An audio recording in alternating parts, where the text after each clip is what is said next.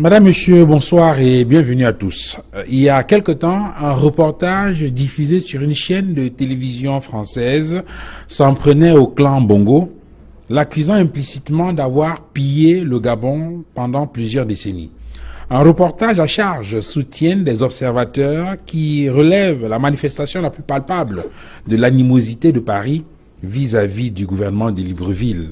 D'ailleurs, pour soutenir leur position, cela rappelle, en condamnant le procès des biens mal acquis qui vise en France en ce moment le vice-président en fonction de la Guinée équatoriale, Teodoro Obiang Mangué. En face, s'érige un autre courant de pensée qui soutient que Paris est dans son rôle de gendarme et que toute action qui vise à fragiliser les potentats africains est louable, notamment sur un continent où la misère et la pauvreté des peuples contrastent de façon effarante avec le train de vie ostentatoire des gouvernants. 237 le débat ouvre justement le débat ce soir pour interroger la pertinence de ces avis pratiquement divergents sur la question et pourquoi pas questionner l'épaisseur de la partialité, le niveau d'équité de Paris qui s'érige visiblement en cellule de veille de la bonne gouvernance sur le continent noir.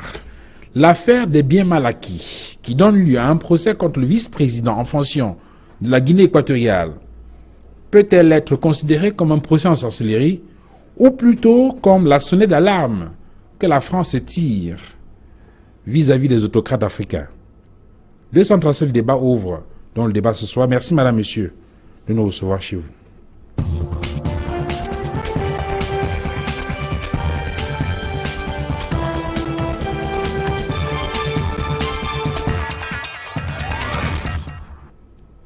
Voilà. Bonjour, bonsoir. Bonsoir Duval, bonsoir aux copanélistes. Et merci d'être venu sur ce plateau. Le plaisir est le mien. Voilà, je vous présenterai de façon très simple comme avocat au barreau du Cameroun. Tout simplement, merci infiniment d'être venu. C'est vrai qu'on vous voit très actif sur d'autres terrains, notamment la question de défense des droits de l'homme. Donc, merci infiniment d'avoir accepté de venir échanger avec nous sur ce plateau. J'introduis Isaac Essamé, bonsoir. Bonsoir Duval, bonsoir à tous. Merci d'être venu sur ce plateau. C'est moi qui vous remercie de m'avoir invité. Voilà, vous êtes consultant sur les questions de décentralisation et très attentif aux questions politiques, notamment les questions qui touchent l'actualité internationale. Infiniment merci d'avoir accepté donc de venir discuter avec nous ce soir. Merci. Patient Dôme, bonsoir. Bonsoir Duval. Merci d'être venu. Très heureux d'être sur ce plateau aujourd'hui. Bonsoir à mes amis copanélistes. Voilà, vous êtes homme politique et militant de l'UPC. Exactement. Et j'aime bien préciser que vous êtes militant panafricaniste. Merci patient d'être venu sur ce plateau. Maître Fidèle Dubissi, bonsoir. Bonsoir Duval. Merci d'être venu. Le plaisir est le mien de me retrouver une fois de plus sur ce plateau pour échanger avec les copanélistes et éclairer davantage les auditeurs de télévision Equinox. Alors, puisque vous avez la parole, vous la gardez, Maître Fidèle Dubissi. Je pose la question de façon très simple, de façon tranchée, pour ouvrir le débat. Au nom de quoi la France ouvre un procès en France contre un chef d'État africain? Oui, si la France ouvre un procès sur son territoire, elle doit certainement s'appuyer sur les règles, sur certaines règles établies par le législateur français. Et lorsqu'on observe, lorsqu'on lit le code pénal français, il se dégage au moins 3 règles sur la base desquelles les juridictions françaises peuvent s'appuyer pour juger des personnes ayant commis des infractions sur un territoire étranger et non pas sur le territoire français. Donc la première règle, c'est quoi? C'est la règle de la compétence nationale qu'on appelle qui est dégagée du principe de la territorialité. Dans le code pénal français, je pense à l'article 113, il est dégagé que les juridictions françaises sont compétentes pour connaître des infractions commises sur le territoire français. C'est-à-dire, la loi pénale française s'applique aux infractions commises sur le territoire de la République française. Et dans cette règle, toutes les infractions qui sont commises sur le territoire français sont poursuivies, peuvent être connues par les juridictions françaises. Mais on ajoute que lorsque un des éléments constitutifs de l'infraction est commis sur le territoire étranger, l'infraction est réputée avoir été commise sur le territoire français. Et la deuxième règle, c'est ce qu'on appelle la règle de l'extension de la compétence nationale. Dans la règle de l'extension de la compétence nationale, il y a deux cas de figure. Le premier cas de figure, c'est celui où l'infraction qui est commise, il y a un Français. Donc, dans l'infraction commise est impliqué un national français. C'est-à-dire l'infraction est commise à l'étranger, mais il y a un Français, un national français qui est impliqué. Qu'il soit auteur ou victime.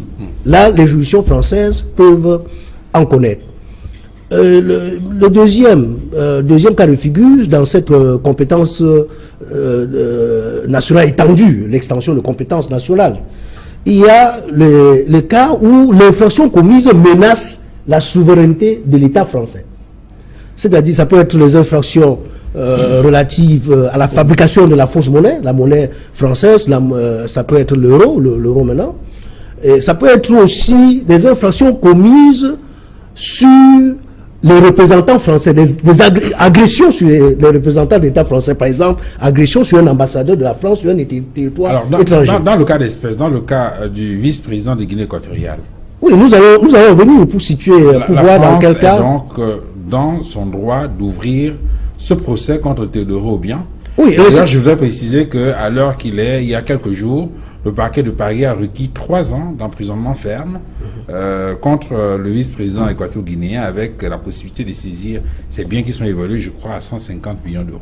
Oui, je voudrais finir puisque j'ai dit qu'il y a 3 règles. La troisième règle, c'est ce qu'on appelle la règle de la délégation de compétences. La délégation de compétences de la communauté internationale. Et dans cette règle, il y a au moins 2 cas de figure.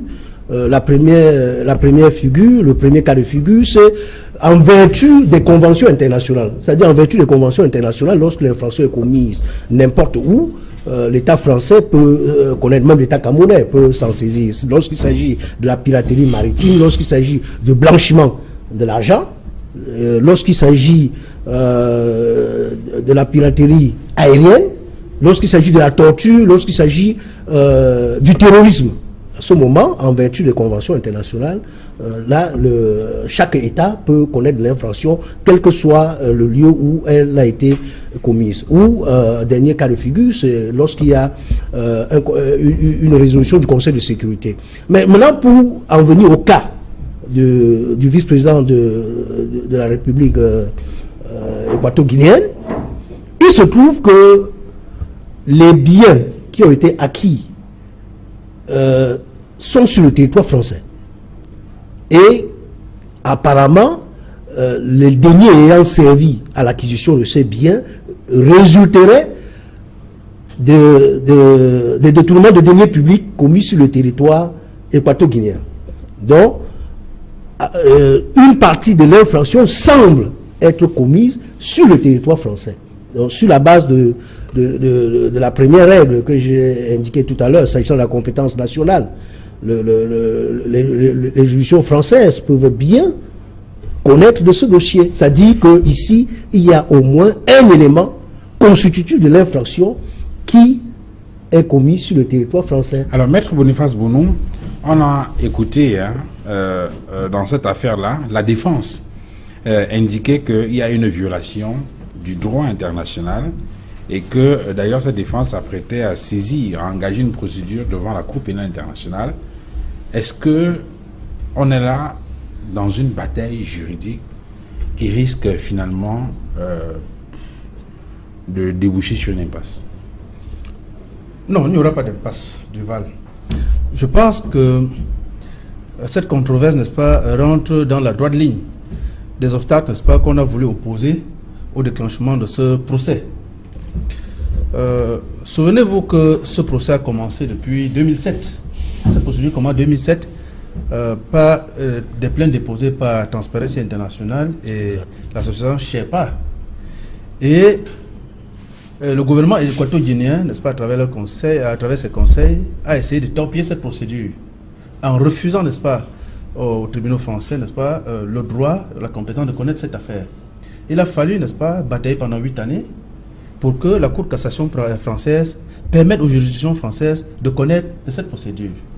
Alors, dès lors que ces associations ont obtenu l'onction de la Cour de cassation française, eh bien, l'information judiciaire s'est ouverte et on est parvenu à ce procès depuis 2015. Et depuis 2015 également, on a développé des manœuvres pour empêcher, n'est-ce pas, la phase de jugement. Alors, donc, il nous est revenu qu'ils ont saisi plutôt la Cour internationale de justice pour qu'elle dise si l'immeuble appartenant, n'est-ce pas, qui a une nature diplomatique, aujourd'hui, n'est-ce pas, peut être saisi par la France, peut faire l'objet d'un jugement par la France. Mais ce n'est pas ça le véritable problème de droit. On est en train de juger un individu pour des infractions. Donc, la majeure partie des faits se retrouvent commises sur le territoire français. L'immunité de l'immeuble qui fait partie de l'objet du délit, du corps de délit, ça viendra après, dans l'exécution de la décision, n'est-ce pas, qui sera rendue par les tribunaux français. Mais pas maintenant. Que le droit soit d'abord dit, et j'adhère entièrement à ce que mon confrère Jovier Fidèle a dit tout à l'heure, les faits sont commis pour moi, d'ailleurs, sur le territoire français, parce que le parquet français dit, nous avons des preuves comment on dit ça, de l'envoi de sommes d'argent, du transfert de sommes d'argent, merci, de la Guinée équatoriale à la France, via la société qu'il a créée avec les ressortissants de la Malaisie, via le trésor équato-guinéen. Les infractions, c'est quoi? C'est le blanchiment. C'est exact. C'est le blanchiment de l'argent. En réalité, l'argent arrive en France, on le recycle à travers l'achat des cylindrées, à travers l'achat des immeubles. Et c'est cela qui constitue l'infraction commise sur le territoire français. Maître Bounou, deux questions pour permettre peut-être aux téléspectateurs de bien comprendre et peut-être donner également la possibilité aux analystes politiques sur le plateau de dire quelque chose. La première, c'est en rapport avec les éléments qui sont produits par la défense. Tout à l'heure, on a parlé, donc, ils ont indiqué qu'ils vont saisir, je crois, la Cour internationale parce qu'il y a l'image de la Guinée équatoriale qui est traînée dans la boue. Et la deuxième chose, c'est que la Guinée équatoriale ne se plaint pas. Et donc, on ne s'est pas constitué partie civile dans l'affaire. On peut donc interroger l'opportunité de cette affaire-là. Une affaire qui, dites-vous, a commencé en 2007.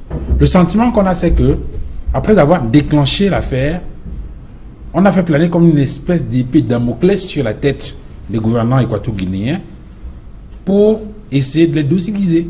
Au point où, se rendant compte qu'ils continuaient à s'entêter dans leur face-à-face ou bien dans leur jeu face à Paris, eh bien, on a décidé donc d'aller plus loin et de passer à la vitesse supérieure. Est-ce qu'il n'y a pas une dimension fortement politique dans cette affaire que vous analysez sous le prisme du droit, tout simplement? Non, il peut avoir une dimension politique, mais restons-en d'abord aux faits. Il faut toujours avoir à l'esprit que parmi les victimes dans cette affaire se trouve une dizaine d'associations équato-guinéennes qui se plaignent dans cette affaire. Il faut également se dire que Transparency, ce n'est pas une association française. Son siège est en Allemagne. C'est exact. Sont exacts. En réalité, c'est des associations qui sont chargées de défendre des intérêts généraux. Ils ne défendent pas les intérêts d'un pays. Vous parlez un peu comme le conseil Marcini, je crois, de M. Théodorin Obiang, qui a dit, si ce monsieur a volé des biens appartenant à l'État équatorien, de quoi la France se mêle-t-elle? Par exemple. Oui, parce que mais justement, vous avez parlé d'une dimension politique. Allons un peu loin. Parce que chaque jour, des jeunes Africains partent mourir à la Méditerranée, au désert, au Sahara, parce qu'ils veulent aller chercher du bonheur en France. Pourquoi ils voyagent? Parce que ce bonheur ne se retrouve pas sur nos terres ici en Afrique. Parce que les biens sont pillés pour aller être recyclés en Europe. Et qu'est-ce que l'Union européenne décide de faire? De stopper les migrants sur leur terre en Afrique, en accordant parfois même des financements pour investir ici. Et si, à travers ce procès, on amène certains Africains, certaines pontes africaines, à ne plus détourner en Afrique pour aller enrichir ceux qui sont déjà très riches et d'investir chez eux, eh bien, je pense qu'il y a là une dimension diplomatique au-delà de la dimension politique. Donc, pour nous, ce procès, si vous le prenez sur cet angle, il est également justifié. Isaac Samé, quelle est votre analyse de cette question-là? Je dois dire que si l'on considère que les éléments pour lesquels le vice-président est poursuivi se trouvent en France, les juridictions françaises sont compétentes pour intervenir. Et c'est d'ailleurs le parquet financier français qui agit. Et les faits pour lesquels on poursuit le vice-président ne relève que pour l'instant des indices. Vous savez que le procès, le verdict final n'est pas encore là. Cela signifie que le vice-président continue à bénéficier de la présomption d'innocence. Ce n'est pas coupable, c'est juste un procès. Et quand on va aller plus loin, vous allez vous rendre compte que rien n'indique qu'il sera condamné, puisque jusqu'ici, ce ne sont que des débats. On a renvoyé le procès. Et c'est là où la dimension politique vient. Est-ce que ce n'est pas un instrument de chantage, par exemple, qui pousserait, par exemple, l'État équato-guinéen à revenir sur un nombre d'accords avec la France? Parce qu'il faut toujours regarder. Lorsque vous observez les relations qui existent depuis longtemps entre la Guinée équatoriale et la France, ces relations ont souvent été au beau-fils. Mais à un moment donné, en fonction des intérêts des acteurs, vous vous rendez compte qu'il y a une rupture. Et quand il y a une rupture, les questions de règlement de compte entrent en jeu. Et donc, même si on s'appuie sur des éléments visibles, qui peuvent être l'immeuble, qui peuvent être les bateaux ou d'autres biens, il n'en demeure pas moins qu'au niveau de l'opportunité, il y a des élans politiques, il y a une sorte de règlement de compte. Et vous voyez très bien que cela ne concerne pas seulement la Guinée équatoriale. Ça a souvent concerné le Gabon même aussi avant. C'est-à-dire que lorsque le président n'arrive plus à marcher complètement dans le sens où ses partenaires d'hier le demandaient, on commence à chercher les poux dans la tête. Donc il y a deux choses à considérer là-dedans. Les éléments sur lesquels le tribunal correctionnel français s'appuie sont là. Est-ce que ça va donner lieu à une condamnation? On ne sait pas, l'affaire encore en cours. Mais l'autre dimension politique laisse bien entendre que c'est parce que les relations ne sont plus au beau fixe qu'il y a quand même ces actions. Alors, donc, je veux dire, comment vous voyez cette affaire-là? Est-ce que c'est une affaire fondamentalement judiciaire où il doit y avoir derrière des relents fortement politiques? Il faut d'abord commencer par remercier le brillant exposé de nos deux avocats sur le plateau. Je pense qu'ils ont expliqué les mécanismes, n'est-ce pas, qui régissent la justice dans ce cas précis. On peut tout simplement déplorer que peut-être que on va constater que certains pays, surtout les pays occidentaux, ont outrepassé même ces données-là, au point de s'arroger ce qu'ils appellent cette dimension universelle de leur justice. C'est-à-dire qu'au-delà de tout ce qui a été vraiment évoqué tout à l'heure par Maître Djumbissi, les juridictions occidentales ont décidé que quand bien même elles ne sont pas considérées par des infractions qui auraient pu être commises ici et là, à partir du moment où ces infractions touchent à la question des droits de l'homme, elles sont en droit de se saisir de ces cas-là et de les traiter comme tel. Je peux prendre un exemple. Vous vous souvenez de l'histoire de l'ancien président chilien, n'est-ce pas, qui a eu un juge espagnol qu'on appelle Baltasar Garzón, saisi, n'est-ce pas, par des familles, n'est-ce pas, qui avaient certainement subi les conséquences de la dictature de M. Pinochet, a lancé un mandat d'arrêt contre M. Pinochet. M. Pinochet avait été bloqué en Angleterre. L'unité, comment on dit ça, l'entre-gens de Mme Thatcher, qui a quand même rappelé aux Anglais, attention, c'est grâce à Pinochet que nous avons remporté la guerre de Malvines. M. Pinochet aurait dû être traduit devant des tribunaux espagnols. Donc, certains pays occidentaux se sont recouverts du manteau de juge universel. Et ça, c'est une question de rapport de force.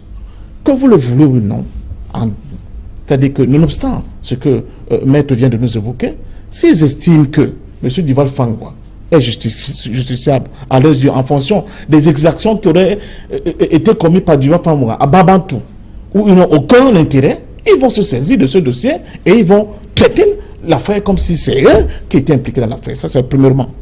Deuxièmement, ce qu'il faut dire, c'est que cette affaire-là met en lumière la question de la capacité de nos États à résister face, n'est-ce pas, à la puissance de l'Occident. Pourquoi? Parce qu'on le voit très bien, on peut faire le parallélisme informe, c'est-à-dire que si M. Obiang peut être jugé en France pour des biens mal acquis, est-ce qu'un dirigeant français comme Bolloré peut être jugé au Cameroun pour des biens mal acquis? Est-ce que M. Sarkozy peut être jugé en Libye pour ce frasque au niveau de la Libye? Ces questions se posent. Est-ce que M. Sarkozy peut être jugé au niveau de la Côte d'Ivoire par rapport à ce que nous avons vu en Côte d'Ivoire? C'est des questions qu'on peut valablement se poser. Donc ça repose la question du rapport de force. Alors, j'en viens donc pour dire, effectivement, je suis d'accord avec Maître tout à l'heure, les arguments qui étaient développés par l'avocat du vice-président Obiang ne pesaient pas lourd par rapport à la volonté de Paris de dire à la Guinée équatoriale que, à partir du moment où, et là je rejoins le dernier intervenant, tu te considères dans le précaré français comme un petit troublion, nous avons des possibilités de te démontrer que nous avons des mesures de rétorsion pour te remettre dans les rangs. Et effectivement, en ce qui concerne la Guinée équatoriale, à partir du moment où le président Obiang avait mis le doigt dans ce qu'on appelle par rapport au CFA, hein, la fameuse caisse là, comme on vous appelle encore, le nom m'échappe. Non, par rapport au CFA, la fameuse caisse de compensation, là on ne sait jamais où est parti tout l'argent qu'on appelle. Non, oh là là, je suis en plein débat. Bon, ça va revenir. Il a dit, mais on nous dit que notre argent doit transiter par là quand nous faisons du commerce à l'extérieur, des comptes d'opération, merci. Mais on ne sait jamais ce qu'il y a dans ces comptes d'opération en termes d'avoir. On ne sait jamais ce que ce compte d'opération a pu dégager comme intérêt. Pourquoi quand nos économies sont en difficulté, nous ne pouvons pas recourir à ces comptes d'opération pour essayer de résorber nos difficultés? À partir de ce moment-là, quand le président Obiang a mis le doigt dans cette affaire-là, vous avez vu, les affaires sont déclenchées contre lui. Tout s'est emballé. Et à partir de ce moment-là, le vice-président Théodorin Obiang Nguema n'a plus, le sommeil tranquille. Mais après l'avoir dit quand même, maintenant qu'on l'a dit, il faut aussi noter quand même. Il faut dire à nos dirigeants d'arrêter. Il faut dire à nos dirigeants d'arrêter. La gabégie qui est propre à nos dirigeants, leur manière de se comporter vis-à-vis de nos peuples d'abord, de leur peuple au peuple, et la manière dont ils jouent avec la fortune publique, je pense qu'il faut qu'ils arrêtent. Parce que de toute façon, c'est eux qui vont donner les verges à l'extérieur pour qu'ils se fassent lacérer le dos violemment, comme ce que nous voyons avec le cas de la Guinée équatoriale. Avant de revenir sur cette question, Maître Philène Djoubissi, vu sous cet angle-là, je veux dire, à partir du développement que vous avez fait, on a le sentiment que rien ne peut donc finalement échapper à cette justice française. Parce qu'en prenant les règles que vous avez évoquées, dans tous les cas et dans toutes les situations, ils sont capables de se saisir de toute affaire et de juger et de mettre qui veulent en prison. Parce que là, c'est vraiment étendu. Vous avez parlé de compétences nationales, compétences élargies ou étendues. Ça veut dire que, un peu comme pour reprendre la caricature faite tout à l'heure par patient, on est capable d'aller vous chercher n'importe où. Il a pris Babantou, je parlais de Kolofata, ou je ne sais pas à qui Sangani, je ne sais pas où, hein, et vous retrouvez là-bas et vous jugez et vous punir. Parce que finalement, cette justice-là donne des bras tellement longs. Est-ce qu'on finit? Oui, je ne pense pas, Duval, que la compétence des juridictions françaises ou des juridictions ou des autres juridictions des autres puissances est illimitée. Même les juridictions camerounaises sont capables d'interpeller ceux qui ont commis des infractions sur le territoire étranger. Pour aller dans le même sens que patient, parfait. C'est une question de rapport de force. C'est une question de rapport de force. Si nous pouvons affirmer notre puissance, nous sommes capables d'interpeller même un ministre français ou même un président français sur le territoire camerounais pour des infractions qui sont commises dans le cadre délimité par le droit pénal international. Parce que lorsqu'on parle de compétences par délégation de la communauté internationale, cette compétence n'est pas illimitée. On dit c'est en vertu des conventions internationales. Et les conventions internationales ont indiqué les infractions pour lesquelles les juridictions peuvent revendiquer la compétence universelle. Donc, en dehors de ce cas-là, il n'est pas possible qu'un État puisse poursuivre le citoyen d'un État étranger pour des infractions commises à l'étranger. Donc, et si cela arrive, on peut dénoncer, et il y a des possibilités de faire des recours, même sur le plan international. C'est-à-dire, il y a la Commission des droits de l'homme auprès de l'ONU, où on peut dénoncer et avoir gain de cause. Nous avons vu souvent nos concitoyens ici aller auprès de la Commission des droits de l'homme de l'ONU, et qui ont gain de cause. Donc, il n'y a pas, je ne pense pas que les États européens, parce qu'ils sont puissants, peuvent tout se permettre. Il y a le cadre qui est délimité dans lequel ils peuvent opérer. Alors, Maître Boniface Bounou, tout à l'heure, patient a toujours dans le même sillage, pour essayer de comprendre jusqu'où peut aller, par exemple, les Africains. Il a parlé tout à l'heure du parallélisme de forme. Jusqu'où peuvent aller les Africains. Il a pris quelques exemples. Il a pris le cas Pinochet. On pourrait ajouter le cas Noriega. On pourrait ajouter d'autres cas. En Afrique, il a parlé tout à l'heure de l'implication de la France dans le renversement de Kadhafi, ou bien de la fin de la crise politique entre Griffe en Côte d'Ivoire. Les uns et les autres reviennent très souvent sur les frasques des forces de l'ONU, c'est-à-dire les États-Unis et la France, par exemple, dans le génocide rwandais, entre autres. Alors, récemment au Cameroun, avec l'accident des Eka, en Centrafrique, beaucoup ont commencé à parler de la nécessité qu'il y avait de déclencher une procédure contre le groupe français qui a racheté la nationale de chemin de fer, entre autres. Alors, où se trouve le problème? Est-ce parce qu'on n'y croit pas fondamentalement, parce qu'on n'a pas les moyens de le faire, ou c'est parce que les rapports de force sont défavorables, et donc du coup, avant même d'y aller, on commence à penser à une défaite? Je vais certainement vous décevoir.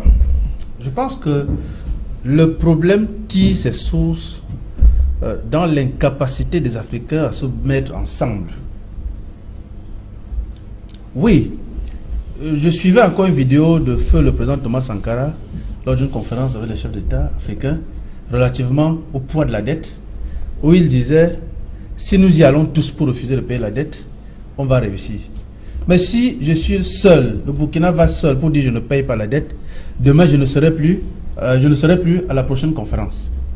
Il avait tout résumé. Si les États africains se mettent ensemble pour combattre ce dictat hexagonal, il me semble, n'est-ce pas, qu'ils vont avoir gain de cause. Mais lorsqu'on va en rang dispersé, lorsqu'on joue les malins, comme ça se passe sur le terrain aujourd'hui, eh bien, ces États, n'est-ce pas, vont continuer à subir ce que vous appelez, n'est-ce pas, les affres de l'Occident. Je vous donne une illustration. Lorsque cet Occident nous a proposé les APE, pendant que la majeure partie des pays d'Afrique centrale est encore en train de réfléchir, ou alors en train de s'opposer, eh bien, le Cameroun va nuitamment signer les APE intermédiaires. Il s'agit là de la fissure de la solidarité, n'est-ce pas, qu'on était en droit d'attendre face aux APE. Comment est-ce que vous voulez que nous soyons forts si nous allons seuls? Les Européens ont créé l'Union européenne pour faire face, n'est-ce pas, à la puissance de l'ancienne Union soviétique, pour faire face à la puissance des Américains. Pourquoi est-ce que nous choisissons d'aller tout seuls? Nous ne pouvons rien lorsque nous sommes seuls. Donc, il faut être unis, n'est-ce pas, pour pouvoir parler fort. Lorsque vous avez parlé tout à l'heure du franc CFA, il y a, je crois, le président Idriss Déby, n'est-ce pas, qui ne fait que parler de la sortie du franc CFA. Mais je pense que ça devrait être une démarche communautaire de la sous-région Afrique centrale, ou tout au moins des pays francophones sud-africains, subsahariens. Alors, donc, pour moi, la solution se trouve dans l'Union, n'est-ce pas, pour faire face à la toute-puissance des Occidentaux. Isaac Essamé, c'est le cas avec Teodoro Obiang, le vice-président de Guinée équatoriale. Il y a quelques heures, on évoquait le cas de la famille Sassou. Oui. On parle maintenant de son neveu, de sa fille et de son beau-frère, entre autres, qui sont là, je veux dire quoi, qui viennent de recevoir je crois une sommation, je ne sais pas comment vous appelez cela, à se présenter devant la justice dans cette affaire-là. mis en examen. Et on a vu récemment, je parlais tout à l'heure au début de l'émission, de ce reportage qu'on a regardé sur France 2 et qui montre que, dans lequel on démontre que la famille Bongo, le clan Bongo, a pillé le Gabon pendant... Alors, on a l'impression qu'il y a comme une espèce de rouleau compresseur contre ces dirigeants, j'ose pas dire d'Afrique centrale. Et la question, c'est à qui le tour? Demain ou après-demain? Idriss Déby, par exemple, qui depuis quelque temps semble... Si on ne regarde pas être en odeur de sainteté avec Paris, notamment sur un certain nombre de questions comme la question du français. Si on regarde le schéma qui se dessine, on se rend compte tout de suite que ce sont précisément ceux-là qui défendent un certain nombre d'intérêts qui sont aussi mis en difficulté. Mais moi, je ne pourrais pas opposer tout de suite l'Occident à l'Afrique ou même la France à l'Afrique, puisqu'en réalité, nous sommes dans un partenariat. Et dans le cas des relations internationales, les États n'ont ni d'amis ni d'ennemis. Ce sont les intérêts qui prévalent ici. Donc, à partir de ce moment-là, constater dès le départ que les actes qui sont mis sur la table, pour l'instant, relèvent des éléments qu'on retrouve en France. En d'autres termes, on n'est pas en train d'indexer les Africains pour l'instant, puisque ça peut passer autrement, pour les actes posés sur leur propre territoire. C'est-à-dire qu'on ne poursuit pas quelqu'un parce qu'il a construit dans son pays, parce qu'il a acheté des choses dans son pays. C'est parce qu'il a traversé pour aller ailleurs. Et ailleurs, il y a une autre philosophie.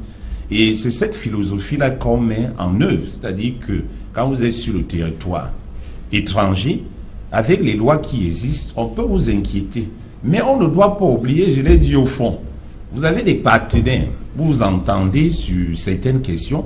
Au moment où vous ne pouvez plus vous entendre, on va aller fouiller tout ce qui peut vous mettre en difficulté, et c'est ce qui est en train de se passer avec M. Obiang. Mais maintenant, la démarche des ONG, parce que ce sont les ONG qui ont porté plainte, et même des juridictions françaises, peut être perçue comme une démarche acceptable. Pourquoi? Parce qu'en réalité, on parle d'argent. C'est-à-dire que les populations souffrent en Afrique énormément, les jeunes souffrent, mais on voit comment l'argent est utilisé, même pas en Afrique, mais ailleurs. Ça pose problème. Et donc les Occidentaux se saisissent justement de cette faille-là, de cette faiblesse, et entrent en jeu. Est-ce que ces dirigeants-là, ou même ces fils de dirigeants, ne peuvent pas investir tout cela en Afrique pour permettre un meilleur développement? Je vous interromps pas. Une étude du Comité catholique contre la faim et pour le développement, publiée en mars 2007, évalue entre 100 et 180 milliards de dollars les avoirs détournés par les dirigeants au cours des dernières décennies. Illustration, on prend le cas de Mobutu Sese Seko. Je suis beaucoup plus à l'aise quand je prends cet exemple parce qu'il n'est plus. Mobutu Sese Seko, entre 1965 et 1997, on a évalué à 6 milliards de dollars sa fortune, alors qu'au moment où il quittait le pouvoir, il avait laissé son pays avec une dette publique de 13 milliards de dollars. C'est précisément ce qui pose problème, mais il ne faut non plus oublier quelque chose, puisqu'en réalité, je me dis que c'est une faute de la part de ces acteurs africains-là, même de nos représentants. Mais n'oublions non plus que vous ne pouvez pas être le fils d'un président et être à ce niveau de fonction et ne pas avoir de l'argent. Puisqu'on va aussi prétendre que on gaspille l'argent, est-ce que à son niveau, il ne pourrait pas avoir une telle richesse qui viendrait d'où? Les fonctions. Oui, la question peut se poser. La question peut se poser. Il faut qu'on se la pose. C'est la raison pour laquelle il y a justement enquête et procès pour déterminer, mais rien n'est établi. Vous voyez, vous avez fait bien de signaler tout à l'heure que l'organisation internationale indique les sommes détournées. Mais ça a été prouvé par quelle juridiction? Vous voyez, il y a problème. Il y a un discours d'accusation et même de soupçon qui est là, mais les faits ne sont jamais établis. Pourquoi? Parce que vous allez vous rendre compte que même ceux qui accusent ou qui tentent de poursuivre les autres se retrouvent toujours dans ce même champ. Parce que quand on va par exemple investir en Occident, qui profite? C'est toujours l'Occident. Et au moment où ça se fait, on ne dit jamais rien. C'est précisément lorsqu'il y a déjà des problèmes de désaccord avec les amis d'hier qu'on commence à chercher des... C'est-à-dire que vous ne comprenez pas pourquoi ils sont plus soucieux de notre intérêt. Oui, alors que effectivement tout va chez eux. Donc à mon avis, il y a un double jeu là-dessus. Il faut regarder ça avec beaucoup plus de prudence. Le seul piège, c'est que les procédures judiciaires sont têtues. C'est-à-dire que vous allez beau dire qu'on vous a piégé, on a instrumentalisé, on va vous démontrer que sur les faits, ici vous êtes coincé. Voilà pourquoi moi je dis à l'avenir, par exemple, il faudrait que les gens soient beaucoup plus prudents. Et on sait que nos chefs d'État se veulent aujourd'hui beaucoup plus panafricanistes. Donc les investissements, j'ai dit, doivent se faire en Afrique. Lesquels de vos chefs d'État sont pas C'est-à-dire que même si les fonds sont donnés, ça existe. Alors, ça existe bien sûr. Dans patient francophone, c'est serait curieux de savoir. Moi, j'ai mon opinion. Il y a des panafricanistes qui sont là. Il y en a qui veulent. Bon, si je peux prendre par exemple le cas de Kagame aujourd'hui, quand on voit ce qu'il fait pour son pays, on peut estimer qu'il souhaite que l'Afrique avance. Et vous savez que pour une action africaine forte, vous l'avez dit, il faut des actions communautaires. Mais si dans la communauté, vous vous rendez compte qu'on est en train de vous empêcher d'avancer, vous faites comment? Voilà, je vais appuyer sur... Avant de la parole à la patience. Oui, je voudrais dire, à la suite de Isa Issamé, que il faut pas oublier que le droit est un instrument de la politique. Et lorsque, et Parfait l'a bien relevé tout à l'heure, qu'il faut qu'on évite de prêter le flanc. Et la politique, c'est une affaire de rapport de force. Et c'est un jeu et un enjeu. Oui, sauf que quand vous prenez à défaut, on prend à défaut. Hein. Oui, c'est ça. Mais on peut utiliser le droit pour... On utilise le droit pour la bataille politique. Peut-on vraiment échapper, maître Boniface Bonon. Alors, sur cette affaire-là, finalement, le sentiment qu'on a, patient d'homme, c'est que c'est une justice à géométrie variable. Hein. Non, nous sommes toujours dans le cadre de ce que les géopoliticiens appellent vraiment, c'est-à-dire que le rapport de force. Écoutez, tout à l'heure, d'abord, il y a un rectificatif, cher Isaac. Le vice-président a bel et bien été condamné. Non. Si, à 3 ans. C'est le 26 octobre. Non, il a été condamné, je crois. La décision a requis. C'est 3 ans. C'est le 26 octobre. Merci. La paix en délibéré. Deuxièmement, je m'excuse. Deuxièmement, c'est par rapport aux États-Unis. Vous savez que les États-Unis ont une loi qui est claire.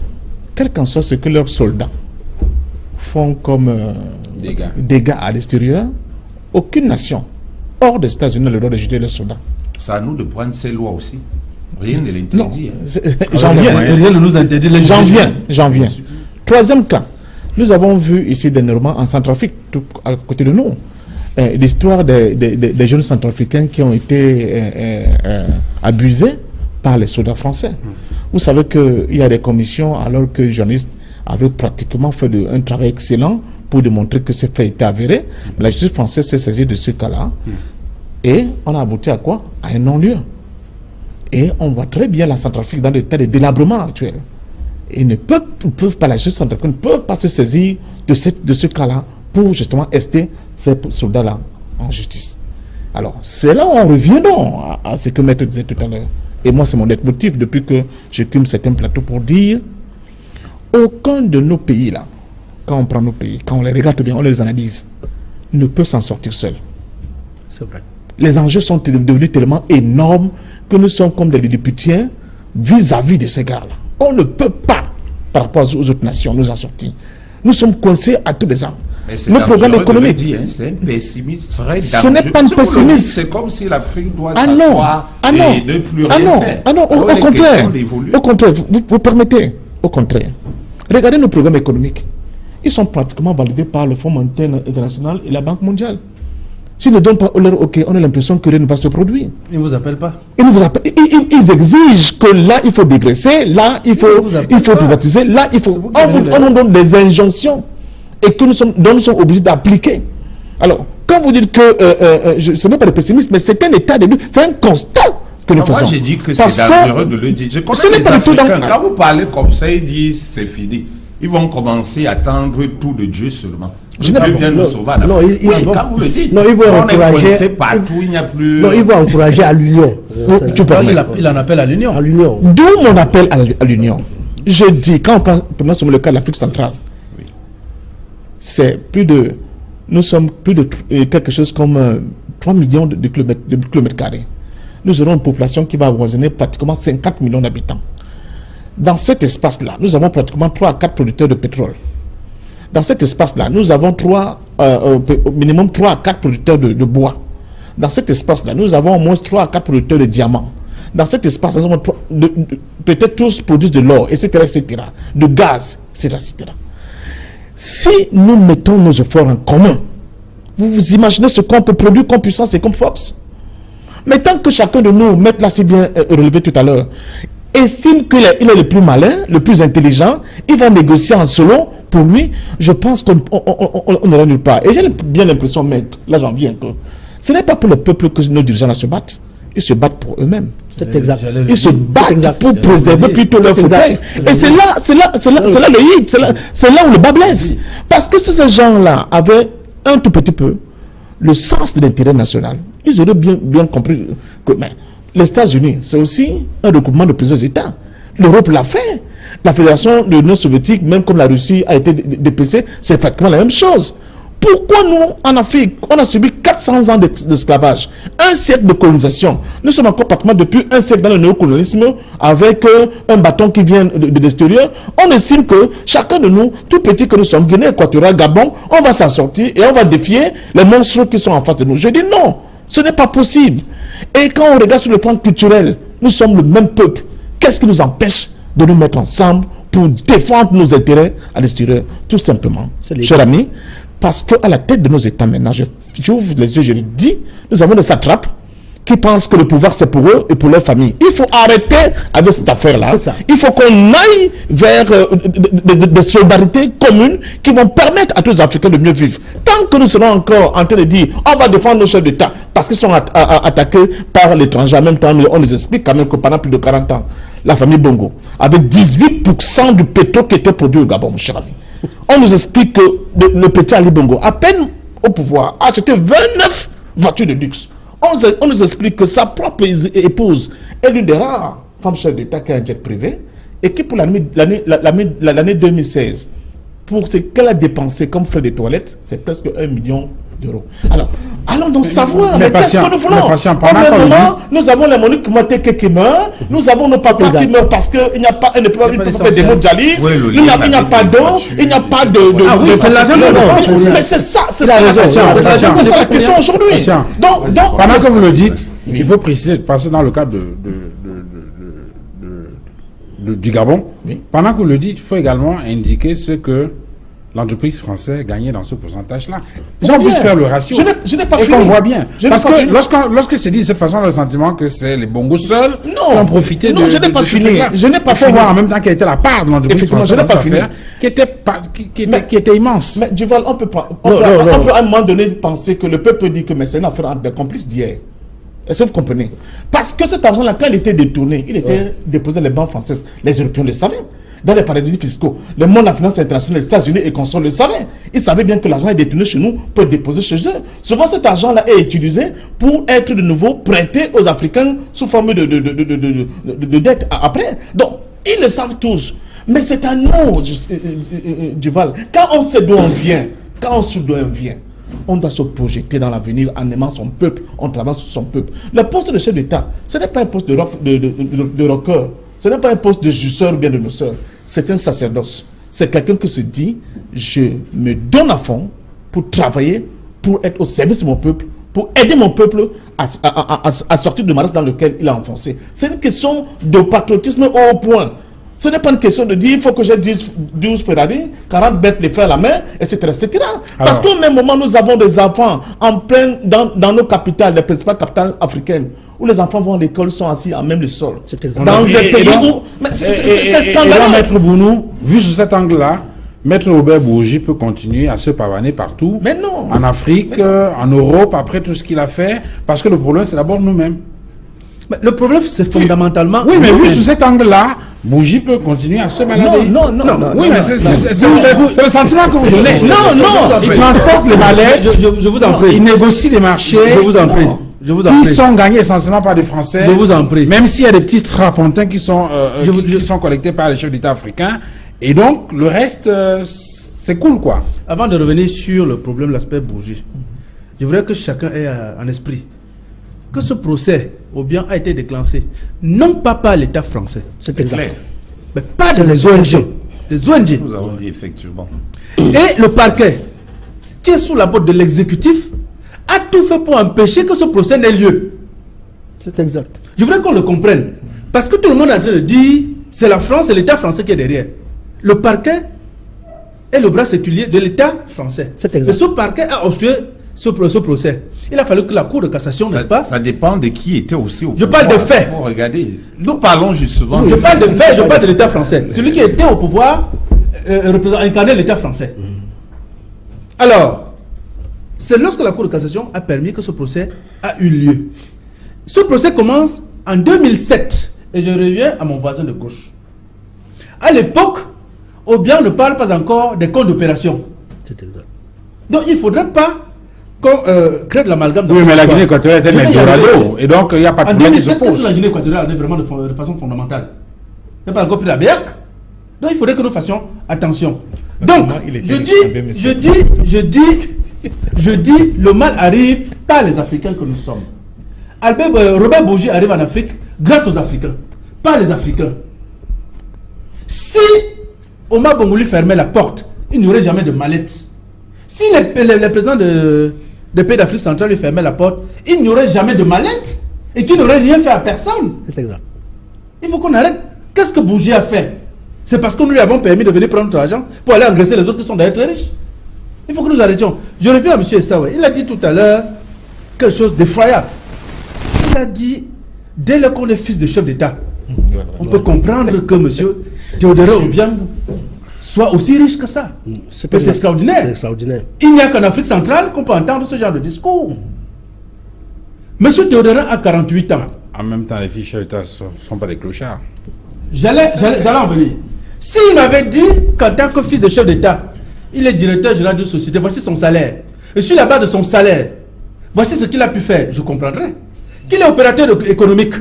Voici ce qu'il gagne par an. Voici ce qu'il gagne par mois. Bon, j'aurais compris. Je vous en prie. Permettez-moi d'aller jusqu'au bout. On vous a dit. Son père chef d'État depuis 79. Oui. Ça fait 38 ans. Oui. Et il est seul enfant. Non, je vais Son nombre. c'est pour mettre la On nous a dit que ce monsieur a commencé par faire des affaires. Je ne sais pas quelle affaire qu'il a faite. Mais il a créé une société avec les ressortissants de la Malaisie.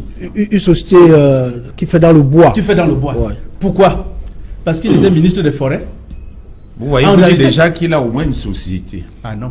Allons-y. Attendez. Allons-y. Il a une société dans son pays qui lui permet de payer autour de bras 30 millions de dollars aux États-Unis pour une transaction.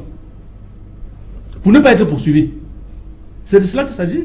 Alors, J'ai vous pas avez mené vu. les enquêtes. Je suis Je pas suis en juge. train de vous le dire. Hein? Il a payé facilement 30 millions de dollars aux États-Unis parce qu'il était ministre, n'est-ce pas? Vous ne connaissez pas ce qu'il a investi en Italie. Vous ne connaissez pas ce qu'il a en Belgique. Vous ne connaissez pas ce qu'il Est-ce que a c'est ailleurs interdit? au Moi, c'est Brésil. ce que je veux savoir. Ce n'est pas interdit, mais je voudrais simplement vous dire qu'il a prêté le flanc. Et s'il a prêté le flanc, il faut que la justice agisse. Alors, sur cette question, moi, je reste sur ma question. De Bourgi. Oui. Je peux? Allez-y, patient. Oui, parce que, justement, excusez. Non, en ce qui concerne Bourgi, tout à l'heure, je suis partiellement d'accord avec l'analyse de maître. Mais partiellement seulement. Parce que rappelons-nous quand même que nous ne sommes pas dans des États souverains. Bourgi était le go-between ou bien le garçon de course de qui? Du grand Foka. Quel est le chef d'État qui aurait pu dire non à Bourgi? Quand Bourgi venait de dire, papa m'a dit que, papa m'a envoyé faire ceci. Donc en réalité, c'est la faiblesse justement de nos indépendances qui ont permis que des individus comme Bourgi écument cet espace et fassent ce qu'ils ont essayé de faire là. C'est une honte, c'est une insulte vis-à-vis des peuples africains de voir un individu comme Bourgi, n'est-ce pas, se pavaner, se bomber le torse en disant c'est grâce à moi que tel a pris les Chines, c'est grâce à moi que l'autre a mis les Chines. Justement, on parlait des juridictions tout à l'heure. Si nous avions des juridictions réellement indépendantes, M. Bourgi aurait déjà été présenté devant un juge. Pourquoi?